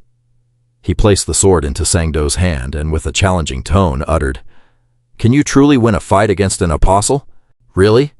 He stuttered, unable to speak. Reflected in his glasses was the other man's savage smile. Apostle. Nathaniel! A loud, frustrated scream erupted. A little orange-haired girl is throwing a huge tantrum. kicking her shoes off, screaming, "I don't want the shot. Danby doesn't want the shot." Goja, wearing a patient's gown, mocks her with a grin. "You're such a baby. It's just a little needle. Why do you have to be so loud?" Go Hyung chimes in. "At this rate, you'll never grow up." The little girl gets carried away by her family. Two guys, Jun, are shivering, looking at the nurse as Go Hyung pleads, "Excuse me, miss. Could you please just give us an anesthetic instead?" Peter looks utterly speechless, while Juna sighs at the idiots. Then the two guys start whining. "Why do they have to take so much blood? Anyone watching would think I'm donating blood or something." Peter knows why. Everyone has to undergo a health screening to become an assassin at St. Tun Hospital, which is run by the Lori organization. "You have to pass a few tests," the receptionist says. "What year were you born, sir?" Peter stammers. 2005. Juna, standing nearby, glances over at Peter and thinks to himself, "But no matter what, the most troublesome part is the blood draw." The nurse walks out and calls out, "Next, Kim Sun-gu, let's get your blood drawn now." He knows the reason they need the blood is simple. When he was with Ji-won, she explained that it's to chain them down, a way to catalog their biological information, like their DNA. Your fingerprints don't change, no matter how much you disguise yourself. Once you betray the organization and run, that's the leash that tightens around your throat until you can't breathe. The nurse gently ties the tourniquet around Peter's arm. He's deep in thought, realizing that it's only a matter of time before they realize Peter's DNA is old, that the young kid who just got his blood drawn today has the exact same DNA as Peter. In other words, his identity is about to be exposed. He furrows his brow. Cut to Ji-won. With a cucumber mask on her face and her dog, she narrows her eyes in suspicion. "Wait, Senior, say that again. Why are you here?" Peter replies helplessly, "I told you, they already took my blood." She gets annoyed and slaps his back. The dog gulps down a few pieces of cucumber that fly off. "Hey you, are you actually stupid? You won't survive long at this rate. First you pick a fight with B-rank assassins and now what? Blood? They took your blood? You might as well wear a neon sign that says, 'I'm Peter,' and be done with it." His arm is covered in cute cartoon band-aids. He rests his chin on his hand and replies skeptically, "A neon sign? That's actually a great idea." Ji-won scowls and yells, "What did you just say? Senior, do you really want to die that badly?" Once they sit down on the bench, Peter continues, All right. I won't let them find me that easily. I'm thinking of a way to avoid their surveillance." In that same tone, she asks, "And how are you going to do that?" He smiles slightly and answers, "That hospital, I'm going to blow it to Kingdom Come." Ji-won sighs in frustration and hits his back. "You damn old man." He winces. "Ouch, that hurts." Ji-won shouts, "Say something that makes sense." She suspiciously peels off the cucumber slices. "Do you actually know if you're even younger than them? Do you even know where—" Peter interrupts. "Why wouldn't I know? That's Lori's favorite spot after all. St. Tun General Hospital is the largest hospital in Korea, run by Glory. On the surface, it looks like a normal place, but we know the secrets hidden inside. Murders disguised as medical accidents, a place to dispose of wounded assassins, a place where you can hide a body easily. It's an assassin hospital, by assassins, for assassins." Peter continues, "My DNA is likely managed by the hospital's data center." Ji-won pulls her coat over her shoulders and shrugs. "So we have no choice but to make that center disappear, right? Anyway, Senior, you're always like this. But do you even know who is managing that hospital right now?" She puts her glasses back on and frowns. "It's the Apostle Nathaniel." She screams, "That bastard isn't even human." Peter listens silently without answering. In the hallway, a door is left ajar, where a doctor is focused on his computer. Then Ji-won's narration begins. Codename Nathaniel. His main job is a doctor hailed as a gift from God, a medical genius. A year later, he was involved in a medical accident and vanished. What the hell happened 4 years ago in Rio de Janeiro? A police officer is calmly driving when he leans out of his car, stunned. What is that? Who is it this time? What kind of lunatic dares to play around right in front of the police station? 2 rows of trees on either side are hung with bodies of various heights. Suddenly, he screams in pain. Immediately after, the car crashes into the pillar in front of the station, right into those hanging bodies. Severed body parts dangle from the ropes. Over the radio, an officer reports, "Commander, all the victims in this incident have been identified as gangsters in Rio de Janeiro. Other gangs suspect a third party is behind this. This is the perfect chance for them to gather their forces and revolt, Commander. Call the whole team in." Cut 2, soldiers gathering in front of a door, whispering, "If they resist, shoot them all dead. Don't even twitch." Operation Countercrime, Vera algorithm. One person pushes the door open and smells gunpowder. There was a shootout here. Suddenly, he orders, "Wait! Stay in position!" He thinks, stunned. What is this? Why is there no one here? And why are all these guns bent like this? Or rather, is it even possible for a human to do this? A bloody scene with countless gun barrels impaled into the pillars. One of the soldiers turned, looking a bit uneasy. "I've got a bad feeling about this. I'm reporting this to headquarters first," he said, before his eyes suddenly widened. He shouted, "Sergeant Fernando!" The man next to him asked, "What is it, sir?" Just then, a hand reached out toward the sergeant. He screamed in agony before being dragged away. Everyone was in complete chaos. "Damn it! It's a raid! There's something inside!" They requested backup from headquarters, and following the person being dragged away, a voice echoed, "Save me!" He winced, wondering to himself, "What the hell is this?" A door opened to reveal total darkness inside, filled with a syrupy substance. The commander called out, "Sergeant Fernando?" He stood there, bewildered, wondering, What is in there?" From inside the room, a twisted voice rang out, "Give me more." Suddenly, something flashed past his eyes. He confirmed, "Wait, the wires, the uniform." Strange noises began to rise. He looked up, terrified, at a man dressed as a doctor holding a bleeding head, surrounded by bodies impaled on the ceiling. The monster's voice boomed, "Give me more! More! Bring me someone stronger!" The commander screamed in fear and opened fire uncontrollably. Later, it was revealed that 6 gangs in Rio de Janeiro had been circumventing the law for 35 years, and the world's top-tier military police force had been completely wiped out in a single day. Peter sat in front of his computer screen, reading the intel. Outside, there was a knock. Jiwon walked in and asked, "How is it?" "That was hard to come by," he replied. The puppy excitedly jumped onto him. He crossed his arms and answered, "I'm a bit curious. Can a human actually bend a gun?" She frowned and laughed. "Senior, that intel was actually a secret from the Rio de Janeiro government. It's unprecedented, you know." 2 people and a dog stepped out of the computer room. Jiwon continued, "That monster is at St. Ton General Hospital. It's better to find a way in rather than a direct assault," Peter said, standing beside her, petting the dog with a light smile. "Thanks to you, I've learned a few things." She looked proud. "Right? It's lucky you know that too," he replied. "Thanks to you, I've figured out a way to sneak in." Jiwon tilted her head and sighed. "This old man is still the same as ever." She scratched her head and added, "Seriously, the moment you walk in, you're toast." Hearing this, Peter reassured her. "Don't worry, I'm not that weak. Wait, I've got an idea. Let me borrow it, okay?" The puppy lifted its head to look. Jiwon asked frantically, "What are you planning to do?" He turned and replied, "It's nothing big."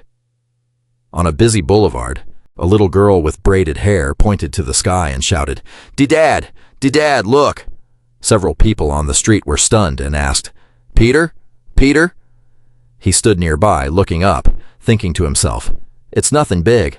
The paper he held mentioned serving hot meals to the elderly at the Lorry Club, along with a sponsorship phone number. He kept telling himself, "It's just a simple greeting." Screens in the square displayed, "St. Ton General Hospital, 35th anniversary, August 24th. Peter came to visit Dr. Nathaniel, and his photo appeared on the screen. An old man questioned, "Infiltrating the Glory server to follow the instructions and then putting up an advertisement. Is that really okay? If Glory finds out, you'll be in danger. Risking your life for the joke of a 19-year-old kid is too reckless." Jiwon adjusted her glasses to reassure him. "It's fine," he asked again. "Master? Why?" She cut him off. "But before this, I had never seen a man as reckless as him in 55 years. And he has never failed." During a carefully planned mission at Glory Hospital, whispers began to spread. Did you hear? Looks like Peter is actually alive. He even hacked the electronic board at Glory headquarters to upload an ad. So, are we about to see Peter in the flesh? Assassins were sent to capture Peter. Characteristics: C-rank assassin. Note: low combat power. A man in a hospital gown asked the other two, confused. But why did they call us? How could we possibly catch the Apostle Peter? The man in the hospital gown leaned on his hand and replied, Hey buddy, we're just security guards. Actually, they're the ones who will catch Peter. They're all famous assassins from Brazil. Just looking at them is enough to send a chill down my spine. Two of them were dressed in hospital gear, one black and one white. Codename: funeral service agents from Rio de Janeiro. Characteristics: Nathaniel's elite troops. General info: estimated at A to B rank. The man in the hospital gown continued. A-rank assassins are rare, and yet they chose to be on the same side as Apostle Nathaniel. It's surprising. Finally, the day has come for us to witness a battle between apostles. The man in the uniform asked, Who do you think will win? The man dressed as a doctor, still holding his gun, didn't care. The man in the hospital gown replied, Nathaniel, of course. That old man must be 70 years old. I heard he even has terminal cancer. This will be a total victory. Suddenly, a voice interrupted. Peter will win. Go Hyun and Go Jae chimed in together. Us? One man asked in confusion. Why are you rooting for the guy who's about to be caught? Another mocked. Just leave them be. They're rookies. Everyone's like that. Honestly, deep down, I hope he doesn't show up. One guy was stunned. You too? The other replied. Don't you think so? His face is very prominent. There's no way he's leaving here alive. No, he probably won't even be able to get in. Peter stood there with his arms crossed, cold and unmoving. Codename: Peter. Rank D336. Status: former apostle. Suddenly, someone in the crowd shouted, Everyone, focus up! If you run into Peter, do not engage. Instead, pretend to obey him and use the tranquilizer gun you've been issued. He's a man you cannot underestimate. We're using a dose strong enough to put down an elephant in 3 seconds. Furthermore, the moment you spot him, find a way to hit the alert button. Activate the emergency signal to report your location. An A-rank assassin will be dispatched to assist you. Is that clear? Peter, standing nearby, nodded to himself, thinking, Oh, it's crystal clear. He narrowed his eyes, a mocking smirk playing on his lips. How hilarious. As the command echoed, To your positions, everyone shouted in unison. Understood. Following Kim Sung-goo's orders, everyone scrambled to their posts, and he sprinted away, knowing he needed to get to Peter. A pool of red liquid bubbled intensely, and rumors began to spread. Did you hear? Peter has declared war. A group of men were relaxing in the bathhouse, all clearly agitated, wondering if Glory was going to be all right. I heard everyone out there is doubting the leadership of this new boss, Glory. What? Who's saying that? Why would they? A white-haired man sitting near Raphael, his body covered in demon tattoos, spoke up. The moment I heard we were going up against Peter, I started feeling uneasy. The brown-haired guy replied, Word is, we still haven't been able to track him down. The two kept whispering. Peter could be here at any moment. For all we know, he's already here, ready to turn everything upside down. And Choi Young-jang, you know it too, right? Just how exceptionally talented Peter really is. Young-jang sat to the side, silent, not offering a response. The white-haired man across from him leaned an arm against the edge of the pool and laughed. That's why I'm telling you, don't make the situation worse. Just deal with it right now. If we can't even catch an old tiger, then I suggest you just give up. I mean, don't make us have to handle it ourselves. Raphael bowed his head and said, Apologies for my short-sightedness. From now on, I will live up to my position. He made both Young-jang and the brown-haired guy freeze. He continued, I admit, I've been too nice to you old-timers, and I almost forgot who I really am. He then stood up, revealing his full tattoos, and slammed the white-haired guy's head into the water.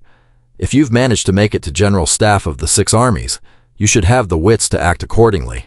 He kept pressing the guy's head down, whispering a threat. Do I look like a fool to you? This damn intuition of yours. Along with his arrogant train of thought, He smirked. I'm really looking forward to this. Peter, he chuckled quietly to himself. The masterpiece I've created will face the masterpiece created by my own father's hands. If the two of them clash, I wonder who will win. At a hospital, a voice rang out, "Wait!" Peter, dressed as a doctor, grabbed a man by the head, making him shriek, "Hold on!" Then, with a quick, forceful motion, he snapped the guy's neck, leaving him moaning as he slumped to the floor. Suddenly, the guy jumped back up, looking dazed as he turned his head. "Oh my God, that felt so refreshing. Since when did you learn such an amazing technique?" Peter, standing with his arms crossed, replied, "It's nothing too special. It's just part of my job. By the way, could I ask if you know of any doctor named Nahyanin who works at this hospital?" The man rubbed his neck and replied, "Nahyanin? This is the first time I've heard that name." Peter put on his glasses and stepped out into the hallway. He pushed the frames up, thinking, "I have to find Nathaniel, but a person named Nahyanin doesn't even exist. The name, the face. Could that kid have abandoned everything just to hide his identity?" He rested his hands on the railing and looked down. But everyone was saying the Apostle Nathaniel was somewhere in this hospital. So it's a race of speed then? To see who finds the other first? Below, people were bustling about. Suddenly, someone asked, "What are you doing?" Go-se, with a bandaged leg, stood next to Go-hyung, who was sitting in a wheelchair with a bandaged arm, laughing. "I can't walk very fast, can I?" "I can't move fast, obviously." Peter cut in. "People with leg injuries don't usually sit in wheelchairs, do they?" He replied, "Oh, it's a minor thing. Don't worry about it." Peter asked, "Where's Juna?" Go-hyung shrugged and laughed. "Probably couldn't make it here. Not high-ranking enough. The kid is only rank 335. Peter noted, "I'm only rank 336. Go-se leaned in slightly, explaining, "You're our right-hand man, so you got special treatment." He leaned against the railing and continued, "While you were out playing around, we've already combed through every single hallway." He nonchalantly put his hands in his pockets. "Sorry for the trouble." Go-hyung warned, "If you spot anyone suspicious, call us immediately. You're useless, so leave it to us." He replied, "I'll keep that in mind." Suddenly, the guy spread his arms, blocking Peter and Go-se, shouting in a panic, Wait! I'm losing my mind!" I think I see Peter," Go-se asked in surprise. "What? Where?" He replied, "Oh my God, for real?" Go-hyung holds up the photo of silver-haired Peter to confirm, "Look, they're identical. What more do you want?" A slightly chubby man with a beer belly, wearing a red striped shirt, walks past. Go-hyung is speechless, wondering to himself, "Where on earth is the resemblance?" He calls the two of them over. "Hey, you two twins, that old guy is not Peter." They both shout back, "Yes, sir," then whisper to each other, "He's that hero, isn't he?" He is taken aback and replies, "A hero? Well, yeah, that's right. Back in the day, I was a hero who protected this country." Goge and Go-hyung continue whispering, grabbing the old man's hands. "You can't stay here. We're going to take you somewhere quiet." "Okay?" The old man panics and says, "Let go of me, you two. It's time for my treatment." They shout in unison, "Forget about the treatment. Just put that aside. Just come with us, all right?" The scene shifts. Someone quietly asks, "Excuse me, doctor, do you need a syringe?" Peter turns back to look at the nurse who asked the question. "What do you mean by that?" She covers her mouth and giggles. "Well, I saw you grabbing that old man. Did I misunderstand?" He realizes what she means and smiles with his eyes closed. "It's fine. I already took it earlier." At the same time, he realizes that the Peter hunt has begun, right? All around them, AI characters are talking to the elderly people in front of them.